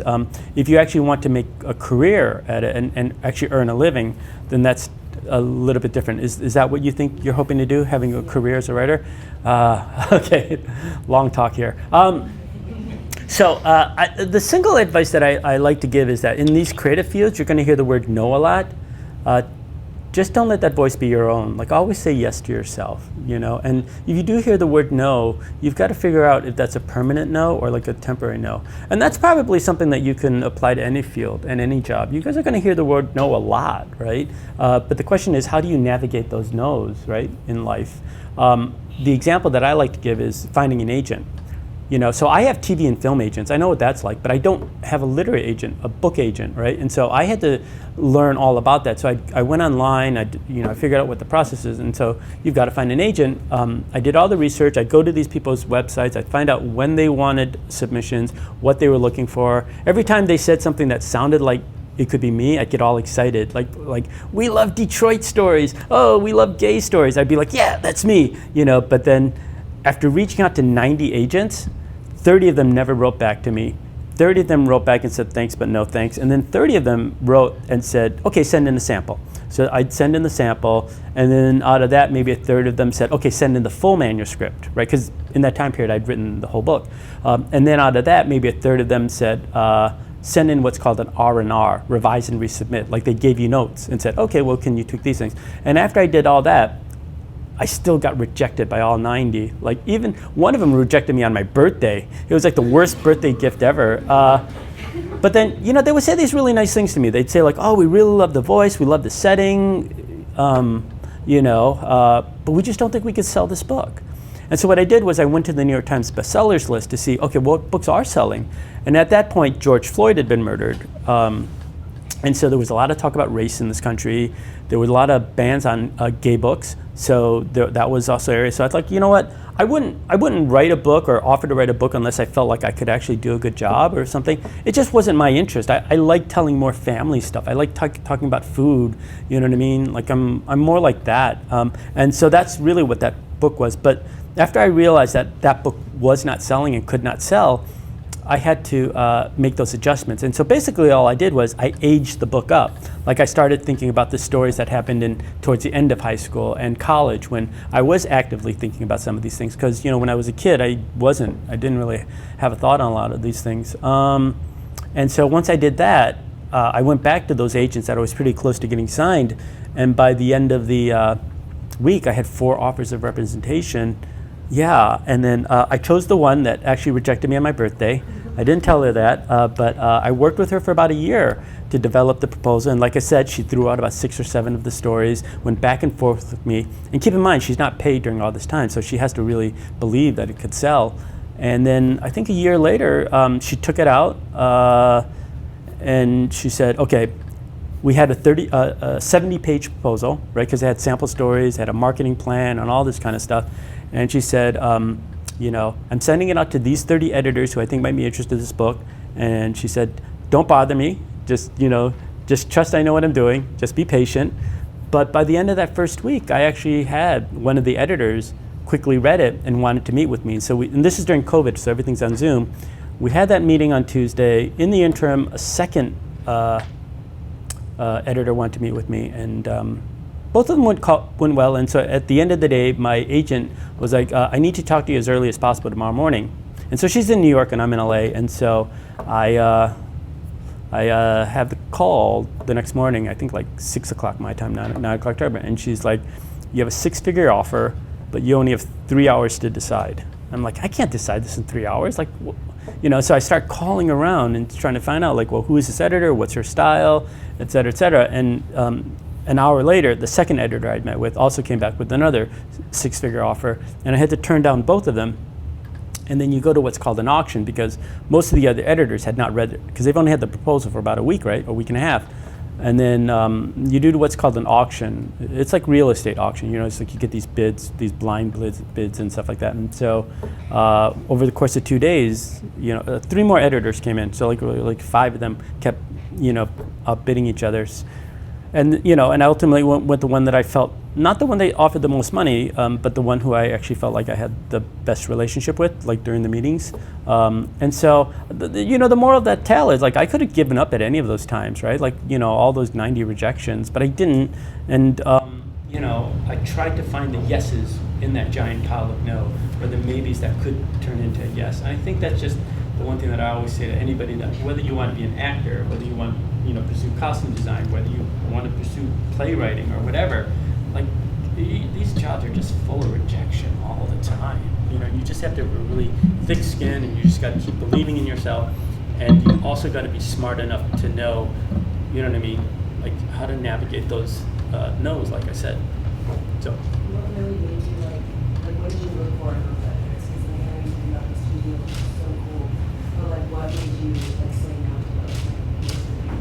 Well, the reason I signed with this agent, right, because I had multiple offers, was, and I'm really shallow, so is because when I write her an email, she actually writes back and says, okay, got the email, I'll reply, you know, in a week or whatever. Like, I hate people who don't respond to emails. Do you know what I mean? Like, at least tell me you got it. Do you know what I mean? And so that was the reason I chose her, you know, because you've got to know yourself too, right? And you've got to know what you're looking for and what you work best, and you try to surround yourself with the people that understand that. I think with the editor, I chose her because, and again, I'm really shallow and insecure. I looked at who she, what books she had signed before and which authors, and she has a very, very good track record of doing people's second, third, fourth books. So she shows that she has a commitment to authors. She's not one and done type of person. Do you know what I mean? And so I like that, because as a first-time author, you don't know what you're doing. A lot could go wrong, but it shows that she's a patient editor, right? And so that's why I went with her. I mean, sometimes it's like these random things, right? And it's just guesswork sometimes. But this is what I say, because if you want to pursue writing, it's better to have no agent than a bad agent, because I have lots of friends who have bad agents, right? And they sit around thinking that their agent's working for them. They're actually not. And so when you don't have one right now, because you're not signed, you don't have an agent yet, do you? Okay, good. So in this time period where you don't have an agent, this is when you can make all your mistakes. This is when you can be ready. And so, like, for me, I don't begrudge the fact that it took me a few years to find an agent, right? Because in all that time period, I was just sitting waiting, right, to find an agent. I was trying to become a better writer, because I've never taken a memoir writing class. I don't, I always say this is kind of weird. I've never taken a filmmaking class, and I've never taken a memoir writing class, but that's how I make my living, you know. So there are lots of things you can do school is good, but there are lots of ways that you can learn outside of school too, and that's what I also encourage too. Like, find different places to learn, because you'll learn other skill sets, I think, that are actually more important to whether or not you have a good career or not. Because the things that you're learning here in school, oftentimes it's just the craft, and you can learn that anywhere. I mean, sometimes you pick up soft skills in these classes too, how to socialize, how to meet with people. But I think you can learn that in other places. And that way I always say, like, the greatest lessons I learned in life really were in that Chinese restaurant. All the skill sets I think I needed to sort of have this life and to navigate and to have all these opportunities is stuff that I learned in that restaurant, more so than even a school like Michigan, which I love. It was a great school, but I mean, that restaurant was a better place for education for me.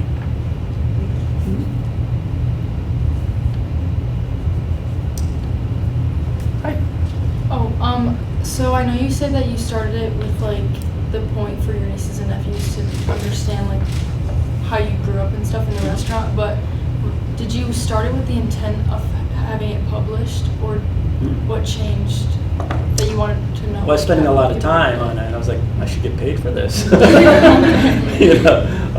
Yeah, I think that was it, really. Because you're writing a memoir, it's very personal, right? The other thing that I say about writing a memoir, do you want to publish your memoir at some point? Oh, okay.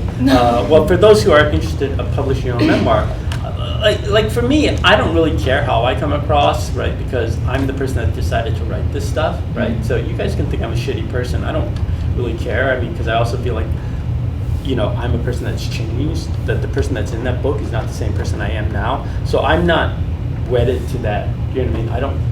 But where I am a little bit more protective are the people I care about that are in the book who don't have that say, right? They don't have a control over how they're presented or even being in the book, right? And I actually did lose a good friend, someone who I was friends since high school, like all these 30, 40 years or whatever, we stayed in contact. And then when she saw how she was presented in the book, she was like so pissed off at me. She threatened, to sue me. Man, it's crazy. Like, I wouldn't put you in the book unless, I didn't put her in the book because I had a score to settle with her. I mean, like, she's a good friend. I mean, I thought she was very dear, but she just could not laugh at herself.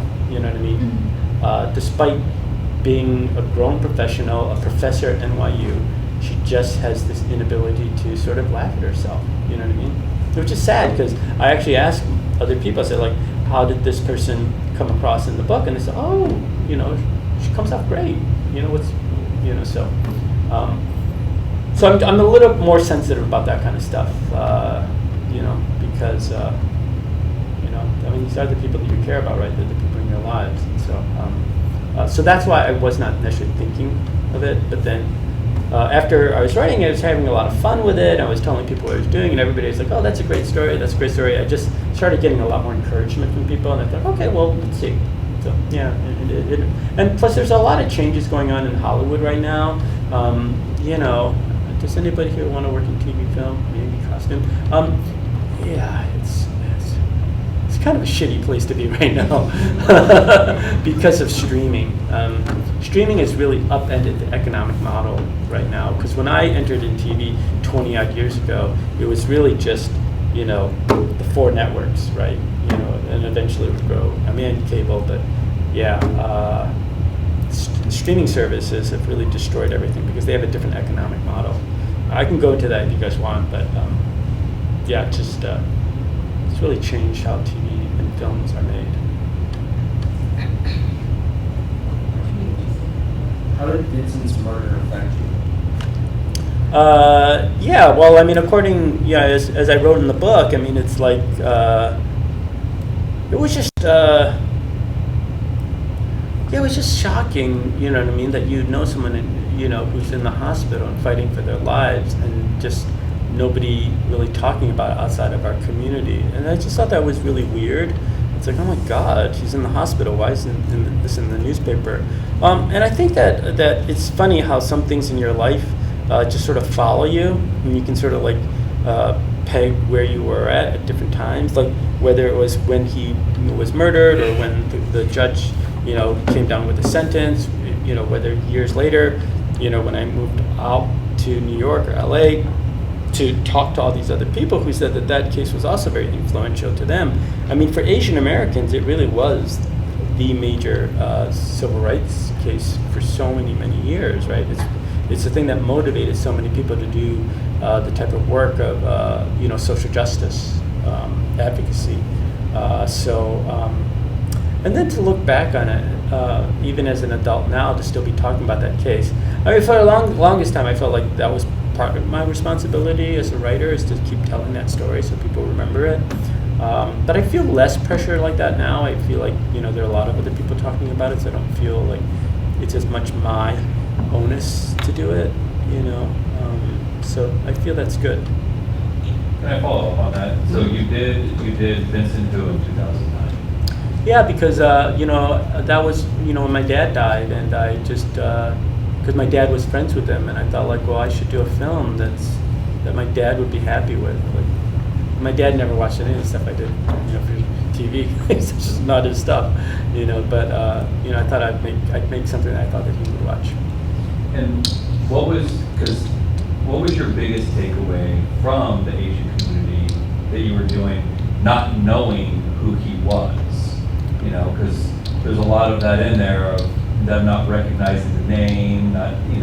How did you feel about that part of that journey when you were going through it, knowing how closely you were related to him and how important that was, but to see the next generation of Asian Americans not really connecting? To be honest with you, I was actually more worried about putting together the film, because like I said, I'd never gone to film school before. Like, I worked in TV, and when you work in TV, you're on set, you see the cameras, occasionally you'll be in the editing room, but you don't really, I never worked to be the head writer, so I never was where the buck stops, right? And so I was actually more concerned about how this would look, But in the end, I think the thing I learned from making that film is that we all have to start somewhere, right? And I can look back in that first film, and that film actually, when I decided to make that social justice documentary, that first one, it was actually supposed to be temporary only. I wasn't planning on making a permanent career switch. I was fully intending to go back to work in sitcoms and kid shows, but the movie just took off. I mean, I literally went to like a few hundred places, like everywhere from, the government of Norway was flying me out there, or Amnesty International in the UK, and so it's just like, at some point I just said, okay, I guess this is what I do now, right? Like, I make documentary films. Even though I knew that it was not technically a very good film. There's bad sound in it, there's way too much talking head. But I think that's okay, because I can look back on my career and I'll say, okay, that's where I started. Because really, at the end of the day, it's like where you end up, right, or how far you've come. And my most recent film, which I just did for PBS, will actually be premiering May 28th. And I'm really, really happy with that film. I feel like it's my prettiest film. You know what I mean? I feel like I've learned so much. Do you know what I mean? And so that film came about because, PBS had seen Dear Corky at a film festival, and they aired it. I mean, they worked with me to edit it to fit their format and stuff like that. But then, after that process was done, they were like, hey, we have some money. Do you want to make another film? And like, if PBS approaches you with money, you gotta say yes. I didn't have another film because I was starting the book tour thing, right? So I really wasn't planning on making another film. I was like, I'm gonna be doing a book tour thing. But like I said, money is really hard to find in these fields. And so when they offered, I was like, okay. So the way that film came about is I just posted on Facebook.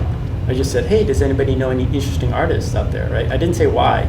But then I got all these recommendations, and this one woman said, hey, this guy, I'm in the PTA with him, and he's got these really great stuff. But if you guys have do you guys have the internet here? Yeah. You can, I'll pull up his stuff if you want to see. His name is Warren King.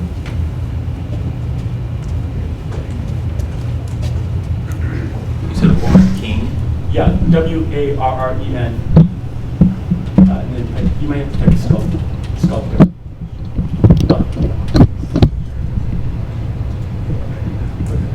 Go to images instead. I think that's better. So his story is that his family is from China. His dad's an engineer. They moved to Wisconsin. Dad's an engineer. Forced Warren to follow in his footsteps. So you went to MIT and then Stanford Engineering, and then you went back to Wisconsin to work in the family business, but he hated his life. Just kept fighting with his dad, and eventually quit. And then when his wife got a job working for Netflix in Sweden, he just took it as an opportunity to reinvent himself. So he just looked around the apartment and he saw these cardboard boxes, and this is what he came up with. I mean, his stuff is just, I just fell in love with it, you know what I mean? And that's not just generic cardboard. So that film is coming up May 28th. So I don't know how I got into this talk about. How did I get onto this talk? Who asked the question? What was the question that precipitated? It was just, I just asked Oh, about Vincent. Oh, okay, yeah. Oh, and what did I learn in the community and stuff like that?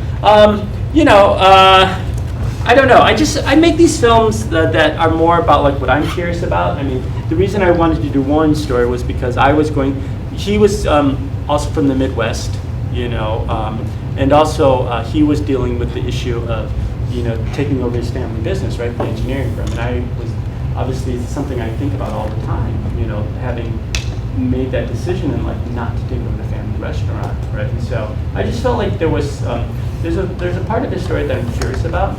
And so yeah, I'm really, really happy with that film. And it'll debut on PBS's YouTube site on May 28th, and then they'll do the broadcast sometime this year. I don't have that exact date yet. So yeah, but that's my next film. So. Was it solely your decision to sell Chunks, or was it your brothers, and did everybody have a say? Well, nobody wanted to do it, right? They'd all said, I'm not doing it, right? And so I'm the only one who was probably, because they're all like, they have, like, one's a doctor, one's a school principal, one was working in video games, one was, something in finance. So they all had, like, other careers. Like, I guess I had a career too, but as a writer, I probably had the least stability, right? Or probably had the most freedom to actually say, okay, I can do it. And there wouldn't have been anything preventing me from actually doing it and actually still writing, for Michigan. But so that's why it came down to me, because everybody else already said no. Do you get resentment for choosing to sell or not take? Oh, from them? Yeah. No, I mean, because, I'm probably the one who's the most nostalgic. That's also it too, right? All of them were like, we're done. It served its purpose, right? It gave us all these great lives, this wonderful place. But, and that's why, I'm probably the most nostalgic of it. That's why, yeah. But I do sometimes think about like restarting it, but I don't think that'll happen. That's why I do these projects on it. Like the way Chung's will relive is through the stories I tell. And the TV show that I would like to do, I don't know if I'll, because TV is so hard these days, but if I had a choice, so after this first book has been out now, right? So it's already in its fourth printing. Right? That's really fast for books. It's done really, really well. Like the publisher of Little Brown actually, gave me her personal phone number and says, text me and he says, I'm like, oh yeah, I'm golden. They'll buy whatever book I have, my next one. And so I actually pitched the idea of that story when my dad died, right? And everybody left, and I had to make that decision. So that is a book that I wrote called Leftovers, right? And I think it'd be, you guys know the show The Bear? It was a hit show for a while. So I would do The Bear set in a Chinese restaurant, basically. And so that's the one I wanted to do. But so I pitched it to Little Brown, and they said, we like the book, but we want to know, why did you skip over your 20s, which is where the first book ends, right? Before I move out to LA. So they want me to write that book first. So that's what I'm working on right now. So I was writing this morning, and then after I'm done here, before the talk tonight, I have to find a coffee shop to write. So if you guys have any recommendations for good coffee shops. All day. Yeah. They're doing They're doing an MCC like special coffee blend right now to support the school actually for centennial year. Okay, I'll get the address. So I just got to go write it, and so that's the one I would like to do, and get back into TV. But I don't know if that I have it or not. It's just so competitive these days. there any initial feedback or reactions when you first published your book that surprised you or were very unexpected? No, everybody's loved the book. Kidding.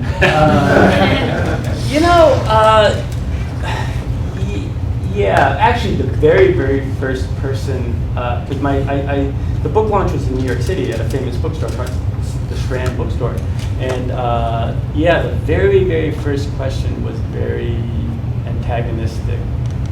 It's a person who said, like, why did you write Detroit in such a negative way, right? Like with all these death and murder and stuff like that. But I'm like, that's what I grew up in. I had to write about it. You know what I mean? I'm not going to sanitize it. But then soon afterwards, like, all the other people at that reading were like, no, it's a very loving portrait of Detroit. You know what I mean? Like I don't try to clean it up, but I also show Detroit was a very loving city and it's a great place to grow up. And so that kind of surprised me. But on the other end, there's been such great joy in traveling around because Detroit is a city that went from 1.8 million people down to about 500,000 now. So that's a lot of people that have left the area. So everywhere I travel, I oftentimes meet like former customers. And my favorite story, and this is a question I might repeat tonight, I'm not sure, but is I had this packed reading in Cambridge, Massachusetts, and this one woman gets up. She's a 60-year-old white woman. She's like, has anybody here ever eaten at Chung's?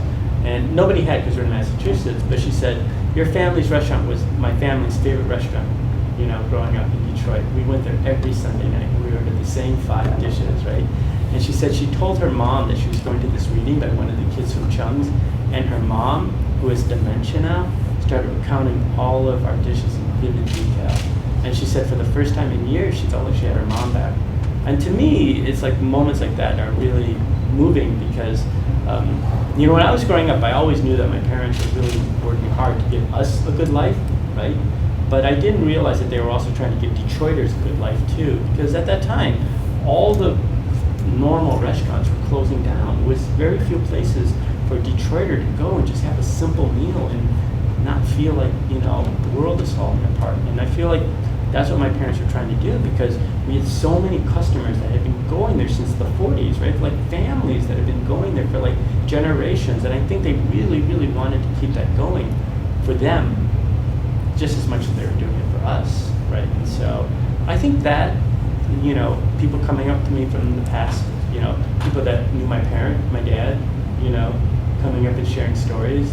I never realized how similar my dad was or how similar I was to my dad until some of these people shared stories about my dad from his high school days, things that my dad never told me.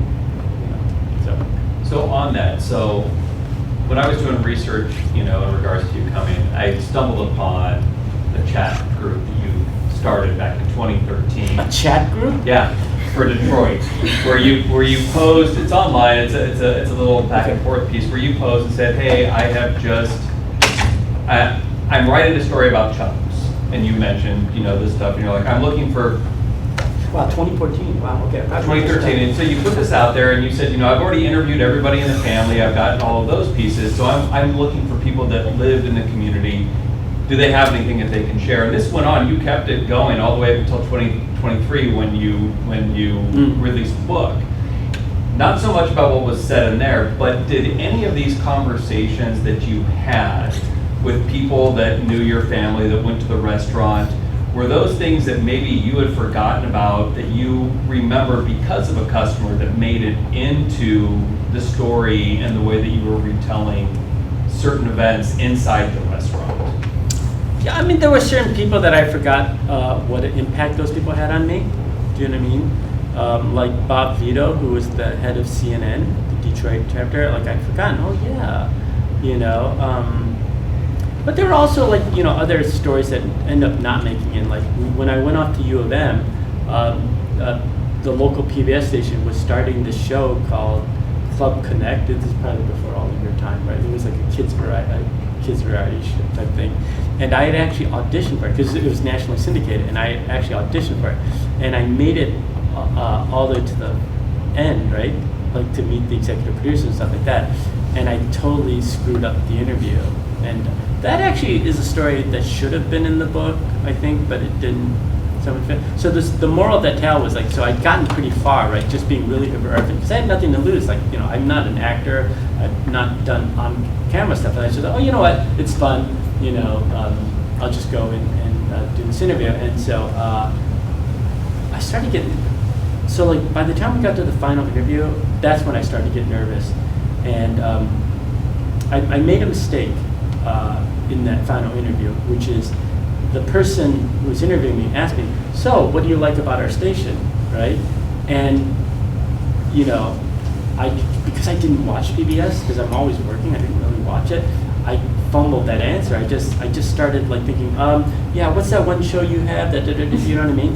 And if I'd just been honest with her, and just been, sorry, I don't watch your show that much, you know what I mean, because I'm always working, and if I just leaned into who I was, I think I probably would have gotten that job. Do you know what I mean? But because I froze up and I was trying to find the answer that I thought she wanted rather than the answer that I should be giving, that was a hard lesson, because I could have been, you know, the next Barbara Walters, whatever, you know what I mean? Like, it could have changed my life. I could have been a TV personality, you know, back then. Because I like that kind of stuff. It's what I do making documentaries. I just interview people, right? And I just talk with them. But yeah, that was a really hard lesson. Someone that should just be honest, just be truthful in these interviews. I guess that is maybe something you guys can all learn when you guys are going off to interview for jobs in a motor field. Just really be yourself and own it, and don't try to be something that they want, right? And just hopefully it aligns, right? Hopefully that decision would have been made before you decided to apply for that job, right? Or to, you know, put an application or to set that up. Because at the end of the day, you have to be comfortable with yourself, and you have to be genuine, I think, right? And so in that sense, I wasn't. I was totally faking, and it forced me to fumble.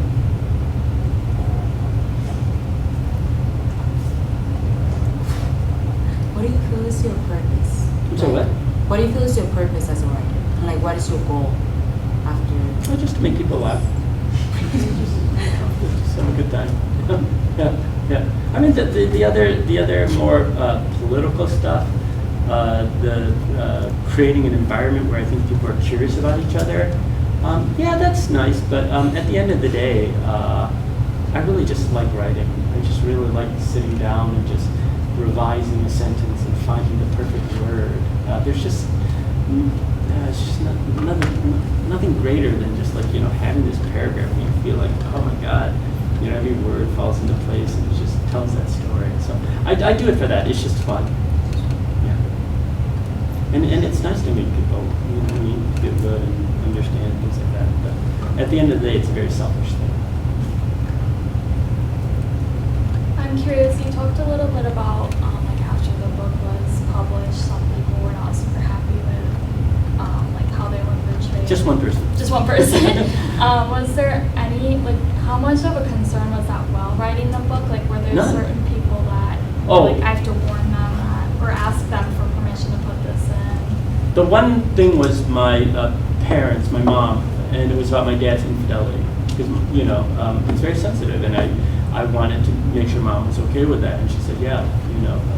Partly because my mom wants people to know her story too, and she wants to know how hard her life was, and the fact that frankly she did marry this guy who, you know, wasn't always the best to her, you know. And so it's hard for me because I love both my parents, and I understand that maybe they didn't love each other the way, and, you know, growing up I was always looking for moments that validated, that said they actually did like each other, that they actually did love each other. You know, and I don't know if I always saw that, but at the end of the day, it's like, you know, when my dad passed, it is what it is, right? And for my mom, it's like, well, now she has this opportunity. And so I think for her, she did want me to write, you know, to feel comfortable writing whatever I wanted. And she didn't feel like I had to protect her in any way, to make her feel like she, you know, was not a strong person because she married this guy who, you know, didn't treat her well necessarily. So I think it was just that, like, you know, being protective of my mom more so than anybody else. Not my siblings, I don't care. With my mom, I do care. Yeah. Did you have another question about that? Yes. Was there anything that you kind of hadn't put together and kind of discovered about yourself while you were writing the book, like through the process of going through all these stories of your life? You were like, oh wow, this kind of led to this happening for me, or me becoming this part of who I am.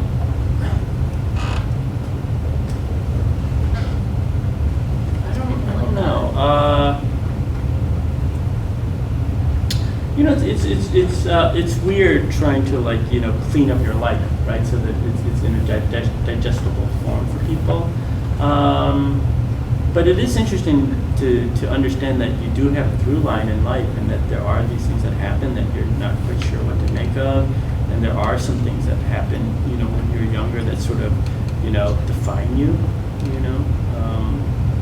So I think that's sort of surprising to me, right?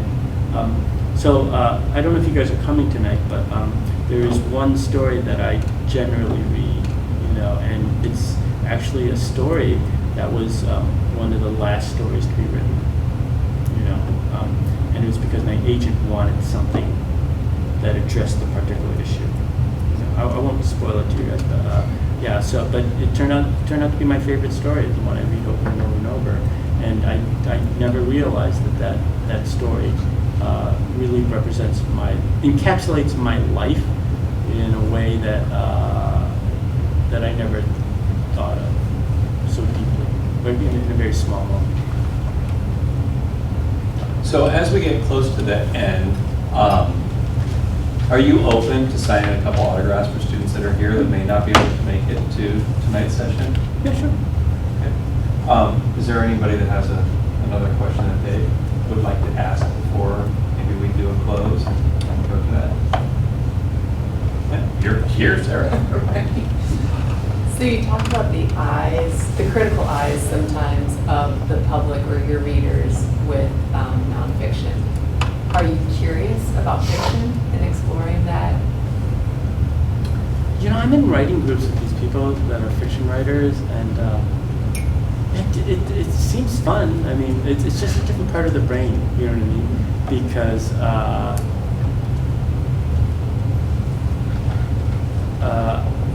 I feel like I'm trying, with my memoir writing, I'm trying to come to some truths of things that have happened, and so I have certain boundaries and barriers that I mean, it's called creative nonfiction, so I do have a little leeway of creativity. Like, I can write scenes and dialogue, which is not exactly how things may have been said before, right? But generally, I'm working towards an understanding of things that have been laid out. So it's like, I have a set of blocks that I'm trying to, like, figure out, versus them, they're just like, you know, spitballing, you know what I mean? Which it seems fun. I mean, you know, we'll see. But even if I was lucky enough to get one of these other things turned into like a movie or a Broadway musical or whatever, you know,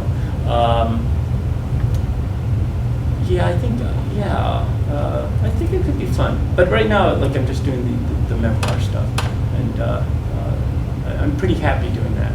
Yeah. And it sounds like you've got like 3 books. I mean, this first one, and then they want you to do the years of your 20s, and then you've got another idea for. Well, the 30s is already done.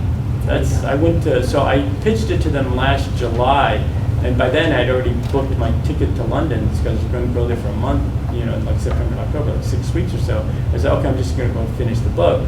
But they surprised us, and so this is the thing about publishing, for people interested in publishing. So you have an editor that is interested in your book, right, and they want to work with you. And then if they want to buy your book, they actually have to go to what's called the acquisitions, right? Acquisitions is made up of the marketing department, the public relations, and the publisher. They're the ones who actually decide whether or not the book gets bought, not the editor. My editor, the one who edited my first book, was happy with the book in my 30s, Leftovers. They're like, yep, I'm happy to go with this. I want to work with you to make this book.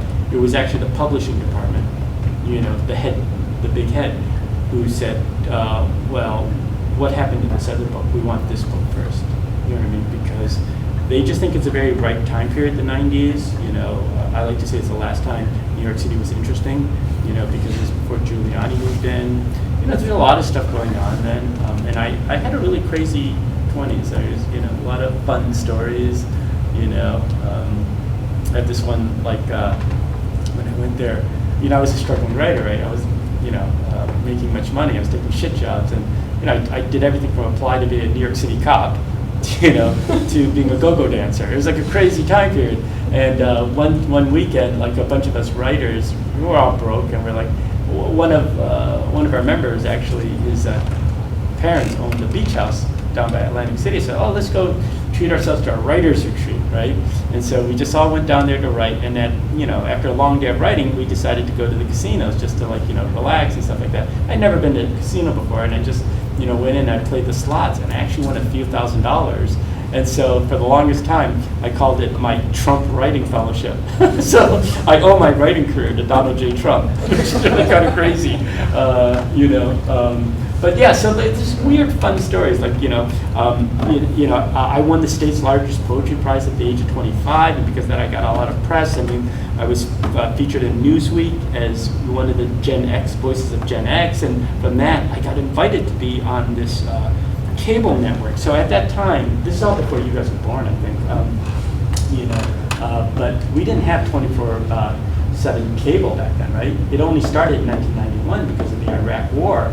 But then after that, all the other people were trying to start their own. And so NBC's first attempt was a thing called America's Talking. It preceded MSNBC. But I was one of their first guests because of this Gen X thing.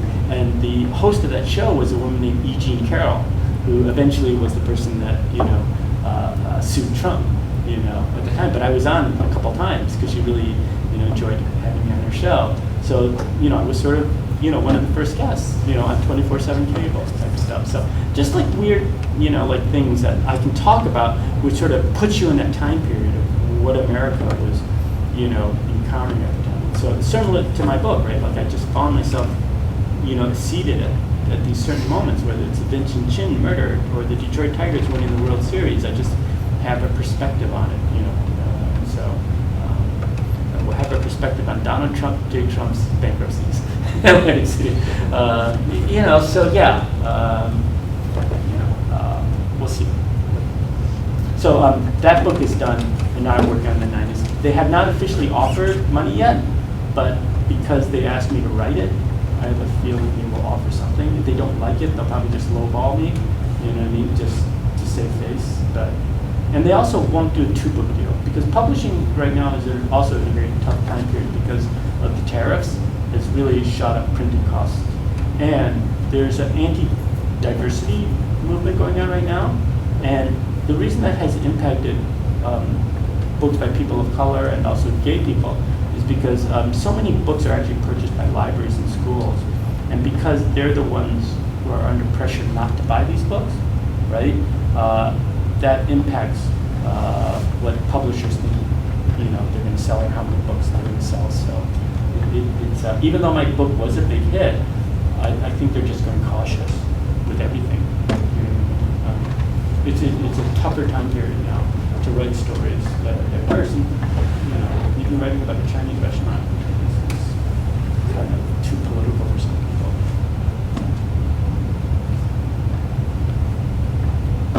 Was there any part of the book that was like really difficult for you to write about? My dad cheating on my mom. You know what I mean? Because sometimes I still even cry when I think about that moment when my mom, was being harassed. By my dad's girlfriend, and just thinking back to that moment, that yes, Mom, you need to go. That's not the moment that I'll read tonight, but it's a different moment. But it's just like, there's just some things in your life that you're still, you almost feel like you're that little kid experiencing that moment. And so that was probably the most difficult. And again, because it wasn't just about me, but it was also about my whole family. Everything was at stake in that moment, and it's a question of like, what was I willing to give up, or what would I be willing to, give up out of my own happiness for my mom's happiness, right? And so yeah, that was probably the most difficult moment. Maybe even the only difficult moment. Everything else was pretty easy. Well, thank you. Thank you. Yeah. Thank you. Yeah, I hope you guys can make it tonight. Should be fun. Hopefully I'll try not to repeat everything I said today.